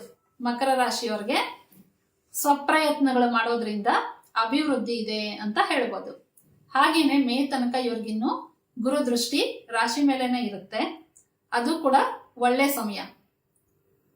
ಆದ್ರೆ ಮೇ ನಂತರ ಗುರು ಬಲ ಇರೋದಿಲ್ಲ. ಜೊತೆಗೆ ರಾಹು 2ನೇ ಮನೆಗೆ ಬರ್ತಾನೆ. ಹಾಗಾಗಿ ಆದಷ್ಟು ಕುಟುಂಬ, ಮಾತು ಹಾಗೆ ಹಣಕಾಸಿನ ವ್ಯವಹಾರದಲ್ಲಿ ನಿಗಾ ವಹಿಸೋದು ಒಳ್ಳೆಯದು. ಅಷ್ಟಮದಲ್ಲಿ ಬೇರೆ ಕೇತು ಇರುತ್ತೆ ಇವ್ರಿಗೆ ಅವರ ರಾಶಿಯಿಂದ. ಅದು ಕೂಡ ನಮ್ಗೆ ಇವ್ರದ್ದು ಏನೇ ಹೊರಗಡೆ ವ್ಯವಹಾರಗಳಿದ್ದಾಗ ಹೆಚ್ಚು ಗಮನ ವಹಿಸೋದು ಒಳ್ಳೆಯದು. ಮುಂದಿನ ರಾಶಿ ಕುಂಭರಾಶಿ. ಕುಂಭರಾಶಿಯ ಅಧಿಪತಿ ಶನಿ. ಇದು ಕೂಡ ಶನಿ ಈಗ ಎಲ್ಲಿದ್ದಾನೆ ಅಂದ್ರೆ ತನ್ನ ಸ್ವಕ್ಷೇತ್ರ ಬಿಟ್ಟು ಮೀನದಲ್ಲಿದ್ದಾನೆ, 2ನೇ ಮನೆಯಲ್ಲಿದ್ದಾನೆ. 2ನೇ ಮನೆಯಲ್ಲೇನೆ 6 ಗ್ರಹಗಳು, ರಾಹು, ರವಿ ಎಲ್ಲ ಸೇರ್ಕೊಂಡಿರೋದ್ರಿಂದ ಇದು ಅಷ್ಟೊಂದು ಒಳ್ಳೆ ಫಲ ಅಂತ ನಾವು ಹೇಳಲ್ಲ. ಆದ್ರೂ ಮೇ ನಂತರ ಗುರು ಮಿಥುನಕ್ಕೆ ಬಂದಾಗ ಇವರಿಗೆ ಗುರು ಬಲ ಸಿಗುತ್ತೆ. ಆದ್ರೂ 7ನೇ ಮನೆಯಲ್ಲಿ ಕೇತು ಇರ್ತಾನೆ. ರಾಹು ಕೇತು ರಾಶಿ ಬದಲಾವಣೆ ಆದ್ಮೇಲೆ ಲಗ್ನಕ್ಕೆ ರಾಹು ಬರ್ತಾನೆ. ಚಂದ್ರನ ಮೇಲೆ ರಾಹು ಬಂದಾಗ ಸಾಮಾನ್ಯವಾಗಿ ಮನುಷ್ಯನಿಗೆ ಭ್ರಮೆಗೆ ಬೀಳೋದು ಜಾಸ್ತಿ, ಭಯ ಪಡೋದು ಅಥವಾ ಅಲ್ಲದನ್ನ ಹೌದು ಅನ್ಕೊಳ್ಳೋ ಕಲ್ಪನೆಗಳು. ಜೊತೆಗೆ ಚಂದ್ರ ತಾಯಿನ ಹೇಳೋದ್ರಿಂದ ತಾಯಿ ಆರೋಗ್ಯಕ್ಕೆ ಅಷ್ಟು ಉತ್ತಮ ಅಲ್ಲ. ಆದ್ರೂ ಕೂಡ ಅವರ ಜಾತಕದಲ್ಲಿ ಚೆನ್ನಾಗಿದ್ದಾಗ, ಅದಕ್ಕೆ ಯಾವ್ದಾದ್ರು ಗುರುಬಲ ಅಥವಾ ಬೇರೆ ಗ್ರಹಗಳ ಬಲ ಇದ್ದು ಪಕ್ಷ ಬಲ ಚೆನ್ನಾಗಿದೆ ಚಂದ್ರಗೆ ಅಂದಾಗ ಇದು ಒಳ್ಳೆ ಸಾಧನೆ ಕೂಡ ಇದು ಅನುಕೂಲ ಮಾಡಿಕೊಡುತ್ತೆ. ಆದ್ರೆ ನಾನು ಆಗ್ಲೇ ಹೇಳ್ದಂಗೆ ಯಾವಾಗ್ಲೂ ನಿಮ್ಮ ಜಾತಕದಲ್ಲೇ ಆಗ್ಬೋದು ಅಥವಾ ಗೋಚಾರದಲ್ಲೇ ಆಗ್ಬೋದು, ಚಂದ್ರನಿಗೆ ರಾಹು, ಕೇತು ಅಥವಾ ಶನಿ ಸಂಪರ್ಕ ಇದೆ ಅಂದಾಗ ಇಂಥವರೆಲ್ಲ ಕೂಡ ತಮ್ಮ ಜೀವನದಲ್ಲಿ ತುಂಬಾ ಕಷ್ಟದ ದಿನಗಳಿಗೆ ಸಿಕ್ಕಾಕೋತಾರೆ. ಒಂದು ಸಲ ಗಟ್ಟಿಯಾಗಿ ನಿಂತ್ಕೊಂಡು ಅದರಿಂದ ಆಚೆ ಬಂದ್ರೆ ತುಂಬಾ ಉನ್ನತವಾದ ಸ್ಥಾನಕ್ಕೆ ಹೋಗುವಂತ ಜಾತಕಗಳಿವು. ಹಾಗಾಗಿ ಯಾವುದೇ ರೀತಿಯಾದಂತಹ ಹೋಪ್ಸ್ ಕಳ್ಕೊಳ್ಳೋದು ಬೇಡ, ಸಹನೆ ಇಲ್ಲದೆ ತಪ್ಪು ನಿರ್ಧಾರ ತಗೊಳ್ಳೋದು ಬೇಡ. ಶನಿ ಸಹನೆ ಕೂಡ ಕೊಡ್ತಾನೆ, ರಾಶ್ಯಾಧಿಪತಿ. ಹಾಗಾಗಿ ಸಹನೆಯಿಂದ, ದೇವರ ಮೇಲಿನ ವಿಶ್ವಾಸ ಮತ್ತೆ ನಂಬಿಕೆಯಿಂದ ಬರೋಂತ ಎಲ್ಲ ಸವಾಲುಗಳನ್ನ ಎದುರಿಸಿ ಮುಂದೆ ಬರೋದಕ್ಕೆ ಅನುಕೂಲ ಇದೆ. ಯಾಕಂದ್ರೆ ಗುರು 5ನೇ ಮನೆಗೆ ಬಂದು ಗುರು ದೃಷ್ಟಿ ರಾಶಿ ಮೇಲೆ ಬೀಳೋದಿದೆ. ಹಾಗಾಗಿ ಎಲ್ಲದನ್ನು ತುಂಬಾ ಎಚ್ಚರಿಕೆಯಿಂದ ನಿರ್ವಹಿಸೋದು ಒಳ್ಳೆಯದು. ಇನ್ನು ನಾವೀಗ 12 ರಾಶಿಗಳಲ್ಲಿ ಕೊನೆಯದಾದಂತಹ ಮೀನ ರಾಶಿಗೆ ಬಂದಿದ್ದೀವಿ. ಇಲ್ಲಿ ಎಲ್ಲಾ ರಾಶಿಗಿಂತ ಹೆಚ್ಚು ಗೊಂದಲಕ್ಕೆ ಒಳಗಾಗಿರೋದು ಮೀನ ರಾಶಿನೇ. ಕಾರಣ ಏನು ಅಂದ್ರೆ, ಮೀನ ರಾಶಿಯಲ್ಲೇ ಎಲ್ಲ ಗ್ರಹಗಳು ಬಂದು ಕೂತ್ಕೊಂಡ್ಬಿಟ್ಟಿದೆ. ನಮ್ಮೆಲ್ಲಾರ್ಗು ಏನು ಮುಖ್ಯವಾಗಿ ಏನೇ ಮಾಡ್ಬೇಕಾದ್ರೂ ಮುಖ್ಯವಾಗಿ ಗಮನಿಸೋದು ಅಂದ್ರೆ ನಮ್ಮ ಮನಸ್ಸನ್ನ ನಾವು ನವಗ್ರಹಗಳಲ್ಲಿ ಯಾರು ಹೇಳ್ತೀವಿ ಅಂದ್ರೆ ಚಂದ್ರನ್ ಹೇಳ್ತೀವಿ. ಚಂದ್ರ ಜಾತಕದಲ್ಲಿ ಚೆನ್ನಾಗಿದ್ದಾಗ ಪ್ರತಿಯೊಂದನ್ನು ತಾನು ಹೆಂಗೆ ನಿಭಾಯಿಸ್ಕೊಂಡು ಹೋಗ್ಬೇಕು ಅನ್ನೋದನ್ನ ಚೆನ್ನಾಗಿ ಕಲಿಸ್ಕೊಡ್ತಾನೆ. ಅದೇ ಚಂದ್ರ ಏನಾದ್ರೂ ಬಲಹೀನನಾದಾಗ ಬರೀ ಕನ್ಫ್ಯೂಷನ್ಸ್ ಜಾಸ್ತಿ ಆಗ್ಬಿಡುತ್ತೆ ಮನುಷ್ಯಂಗೆ. ಏನ್ ಮಾಡ್ಬೇಕು ಏನ್ ಮಾಡ್ಬಾರ್ದು ಅನ್ನೋದೇನೆ ಗೊತ್ತಾಗಲ್ಲ. ಇನ್ನೊಂದು ಇದಕ್ಕಿಂತ ಮುಖ್ಯವಾಗಿ ಚಂದ್ರ ಬೇಗ ಡಿಸ್ಟರ್ಬ್ ಆಗುವಂತ ಗ್ರಹ ಅದು. ಹಾಗಾಗಿ ಇದಕ್ಕೆ ಸುತ್ತ ಇದರ ಜೊತೆಗೆ 5 ಗ್ರಹಗಳು ಸೇರ್ಕೊಂಡಾಗ, ಅದು ಜಲತತ್ವ ರಾಶಿಯಲ್ಲಿ ಸೇರ್ಕೊಂಡಾಗ ತುಂಬಾ ಡಿಸ್ಟರ್ಬೆನ್ಸ್ ಜಾಸ್ತಿ. ಮನಸ್ಸಿಗೆ ಬೇಡದೆ ಇರುವಂತ ಭಯ, ಅದು ರಾಹುಯಿಂದ. ಜೊತೆಗೆ ಏನೋ ಸೋಮಾರಿತನ, ಆಗುತ್ತೋ ಇಲ್ವೋ, ಬೇಕೋ ಬೇಡವೋ ಅನ್ನೋಂಗೆ. ಯಾಕೆ ಅಂದ್ರೆ ಅದು ದ್ವಿಸ್ವಭಾವ ರಾಶಿ. ಇನ್ನೊಂದು ನೀರಿನ ಸ್ವಭಾವ ಹೇಗೆ ಅಂದ್ರೆ ಪ್ರಶಾಂತವಾಗಿ ಅದಕ್ಕೆ ಇರಕ್ಕಾಗಲ್ಲ, ಗಾಳಿ ಬೀಸಿದ್ರು ಕೂಡ ಅಲೆಗಳು ಇರುತ್ತೆ. ಇವಾಗ ಮೀನ ರಾಶಿದು ಅಂತದ್ದೇ ಪರಿಸ್ಥಿತಿ. ಎಲ್ಲಾ ಗ್ರಹಗಳು ಅಲ್ಲಿ ಸೇರ್ಕೊಂಡಿದೆ. ಅದರಲ್ಲೂ 2 ವಾಯುತತ್ವ ಗ್ರಹಗಳಿರೋದು, ಒಂದು ಅಗ್ನಿತತ್ವ ಗ್ರಹ, ಇನ್ನೊಂದು ಜಲತತ್ವ ಗ್ರಹ ಶುಕ್ರ, ಭೂತತ್ವ ಗ್ರಹ ಎಲ್ಲ ಅಲ್ಲೇ ಸೇರ್ಕೊಂಡಿರೋದ್ರಿಂದ ಸಾಕಷ್ಟು ಮಾನಸಿಕವಾದಂತ ಗೊಂದಲಗಳಿಗೆ ಸಿಕ್ಕಾಕೊಂಡಿದ್ದಾರೆ. ಆದ್ರೂ ಕೂಡ ನಿಧಾನವಾಗಿ ಎಲ್ಲದನ್ನು ನಿಭಾಯಿಸುವಂತ ಶಕ್ತಿ ಶನಿ ಕೊಡ್ತಾನೆ. ಇವ್ರಿಗೆ ಶನಿ 7.5 ಮಧ್ಯಭಾಗಕ್ಕೆ ಬಂದಿದೆ. ಚಂದ್ರನ್ ಜೊತೆ ಶನಿ ಇರ್ತಾನೆ. ಎಲ್ಲಾ ಕೆಲಸಗಳು ಸ್ವಲ್ಪ ನಿಧಾನ ಆಗುತ್ತೆ, ಮನಸ್ಸಿಗೆ ಬೇಸರ ಆಗುವಂತ ಘಟನೆಗಳಿರುತ್ತೆ. ಜೊತೆಗೆ ಇವ್ರ ತಾಯಂದಿರ ಬಗ್ಗೆ ಹೆಚ್ಚು ಗಮನ ವಹಿಸೋದು ಒಳ್ಳೆಯದು. ಆದ್ರೂ ಕೂಡ ಈ ಎಲ್ಲಾ ರಾಶಿಗಳನ್ನ ತಿಳ್ಕೊಂಡಾದ್ಮೇಲೆ ನಾನು ಒಂದು ಪರಿಹಾರನ್ನ ಎಲ್ಲಾರ್ಗು ಸರ್ವೇ ಸಾಮಾನ್ಯವಾಗಿ ಹೇಳಕ್ಕೆ ಇಷ್ಟಪಡೋದೇನು ಅಂದ್ರೆ, ಈ ಸಂದರ್ಭದಲ್ಲಿ ಈ ಚೈತ್ರ ಮಾಸ ಪ್ರಥಮಿ ಏನಿದೆ, ಇದು ತುಂಬಾ ವಿಶೇಷವಾದಂತು 2 ವಿಷಯಗಳಿಗೆ. ಕಾರಣ ಏನು ಅಂದ್ರೆ, ಇದು ನವರಾತ್ರಿ ಸಮಯ ಕೂಡ. ಚೈತ್ರ ಮಾಸದಲ್ಲಿ ನಾವು ನವರಾತ್ರಿನ ಆಚರಣೆ ಮಾಡ್ತೀವಿ. ಜೊತೆಗೆ ಈ ಮಾಸ ಶ್ರೀರಾಮ ಹುಟ್ಟಿರುವಂತದ್ದು. ಇವತ್ತಿಂದ 9 ದಿವಸಕ್ಕೆ ನಾವು ಶ್ರೀರಾಮನವಮಿನ ಆಚರಣೆ ಮಾಡ್ತೀವಿ. ನಮ್ಮಲ್ಲಿ ಎಷ್ಟೋ ಜನ ರಾಮಾಯಣನ ಇವತ್ತಿನ ದಿವಸ ಶುರು ಮಾಡಿ 9ನೇ ದಿವಸಕ್ಕೆ ಮಂಗಳ ಹಾಡ್ತಾರೆ. ಇನ್ನು ಕೆಲವರು ಈ ನವರಾತ್ರಿ ಆಚರಣೆ ಇಟ್ಕೊಂಡಿರ್ತಾರೆ. ಯಾವುದೇ ನಿಮ್ದು ರಾಶಿ ಆಗಿರ್ಲಿ, ಯಾವುದೇ ನಕ್ಷತ್ರ ಆಗಿರ್ಲಿ, ಈ ನವರಾತ್ರಿಯನ್ನ ಶ್ರದ್ಧಾ ಭಕ್ತಿಯಿಂದ ತಾಯಿ ದುರ್ಗೆಯನ್ನ ಆರಾಧನೆ ಮಾಡೋದ್ರಿಂದ ನಮಗೆ ಬರುವಂತ ಅಥವಾ ಬರಬಹುದಾದಂತಹ ಎಲ್ಲಾ ಕಷ್ಟಗಳನ್ನು ಕೈ ಹಿಡಿದು ನಡೆಸ್ಕೊಂಡು ಹೋಗುವಂತ ಶಕ್ತಿ ನಮ್ ಜೊತೆಗಿರುತ್ತೆ. ಹಾಗೇನೆ ಈಗ ರಾಮನ ಆರಾಧನೆ ಮಾಡೋದು, ಅದರಲ್ಲೂ ನಾನು ಸಾಮಾನ್ಯ ಎಲ್ಲಾರ್ಗು ಹೇಳೋದು ಏನು ಅಂದ್ರೆ, ವರ್ಷದಲ್ಲಿ 6 ತಿಂಗಳು 2 ಭಾಗ ಮಾಡ್ಕೊಳ್ಳಿ. ಒಂದು ಚೈತ್ರ ಮಾಸ, ಇವತ್ತಿಂದ ಶುರು ಮಾಡ್ಕೊಂಡು ರಾಮ ರಕ್ಷಾ ಸ್ತೋತ್ರ ಅಂತ ಬರುತ್ತೆ. ತೆಗೆದ್ ನೋಡಿ, ಗೂಗಲ್ ಅಲ್ಲಿ ಎಲ್ಲಾರ್ಗು ಸಿಗುತ್ತೆ ಇದು. ಇಲ್ಲ ಎಷ್ಟೋ ಜನ ಇದನ್ನ ಪಾರಾಯಣದ ಬುಕ್ ಇಟ್ಕೊಂಡಿರ್ತಾರೆ ಮನೆಯಲ್ಲಿ. ಮ್ಯಾಕ್ಸಿಮಮ್ ಅಂದ್ರೆ 4 ನಿಮಿಷ ಹಿಡಿಯುತ್ತೆ ಅಷ್ಟೇ ಇದು ಓದೋದಕ್ಕೆ, ಹೆಚ್ಚು ಸಮಯ ಏನು ತಗೊಳಲ್ಲ.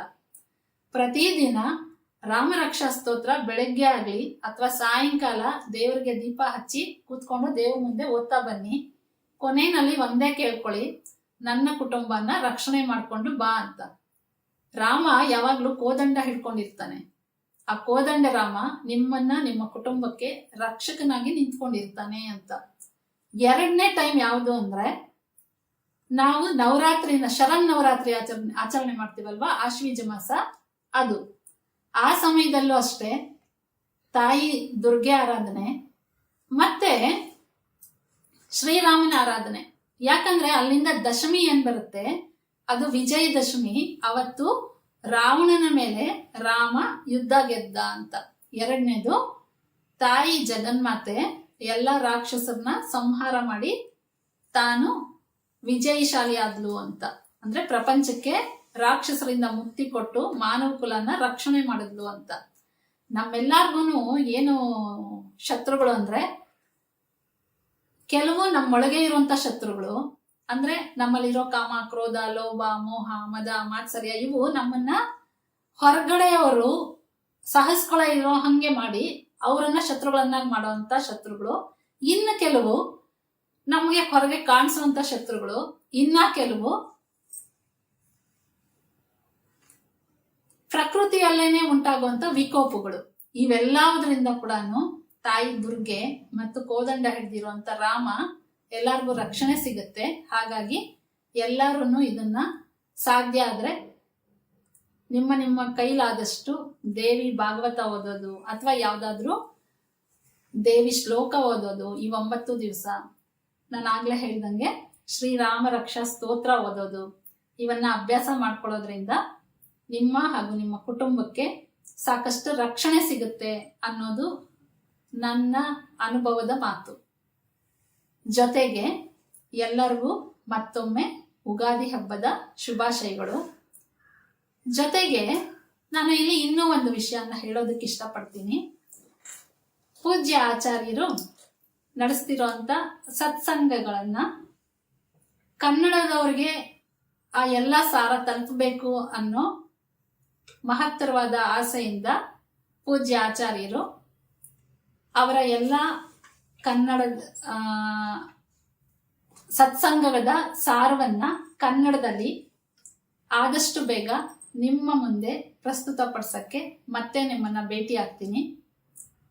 ಎಲ್ಲರಿಗೂ ಈ ವರ್ಷ ಅಂದ್ರೆ ವಿಶ್ವಾವಸು ಸಂವತ್ಸರ ಸುಖ ಶಾಂತಿ ನೆಮ್ಮದಿ ಕೊಡ್ಲಿ. ಎಲ್ಲರಿಗೂ ಭಗವಂತ ಆಯುಷು ಆರೋಗ್ಯ ನಿಮ್ಮ ಕೆಲಸದಲ್ಲಿ ಅಭಿವೃದ್ಧಿ ಕೊಟ್ಟು ನಿಮ್ಮ ಕುಟುಂಬನ ಚೆನ್ನಾಗಿ ಕಾಪಾಡ್ಲಿ ಅಂತ ಕೇಳ್ಕೊಳ್ತಾ, ಇಂಥ ಅವಕಾಶ ಮಾಡಿಕೊಟ್ಟಂತ ಪೂಜ್ಯ ಆಚಾರ್ಯರಿಗೂ ನನ್ನ ಹೃತ್ಪೂರ್ವಕ ವಂದನೆಗಳು. ಎಲ್ಲವನ್ನು ಕೂಡ ಆ ಭಗವಂತನಿಗೆ ಸಮರ್ಪಣೆ ಮಾಡ್ತೀನಿ. ಜೈ ಗುರುದೇವ ದತ್ತ. ಸರ್ವೇ ಸಂತು ಸುಖಿನಃ, ಸರ್ವೇ ಸಂತು ನಿರಾಮಯ, ಸರ್ವೇ ಭದ್ರಾಣಿ ಪಶ್ಯಂತು, ಮಾ ಕಶ್ಚಿತ್ ದುಃಖ ಬಾಧಕವೇ. ಯಾರು ಕೂಡ ದುಃಖ ಪಡೋದು ಬೇಡ. ಸುಖ ಶಾಂತಿ ನೆಮ್ಮದಿಯಿಂದ ಎಲ್ಲರ ಜೀವನ ನಡ್ಕೊಂಡು ಹೋಗ್ಲಿ ಅಂತ ಭಗವಂತನಲ್ಲಿ ಪ್ರಾರ್ಥಿಸ್ತೀನಿ.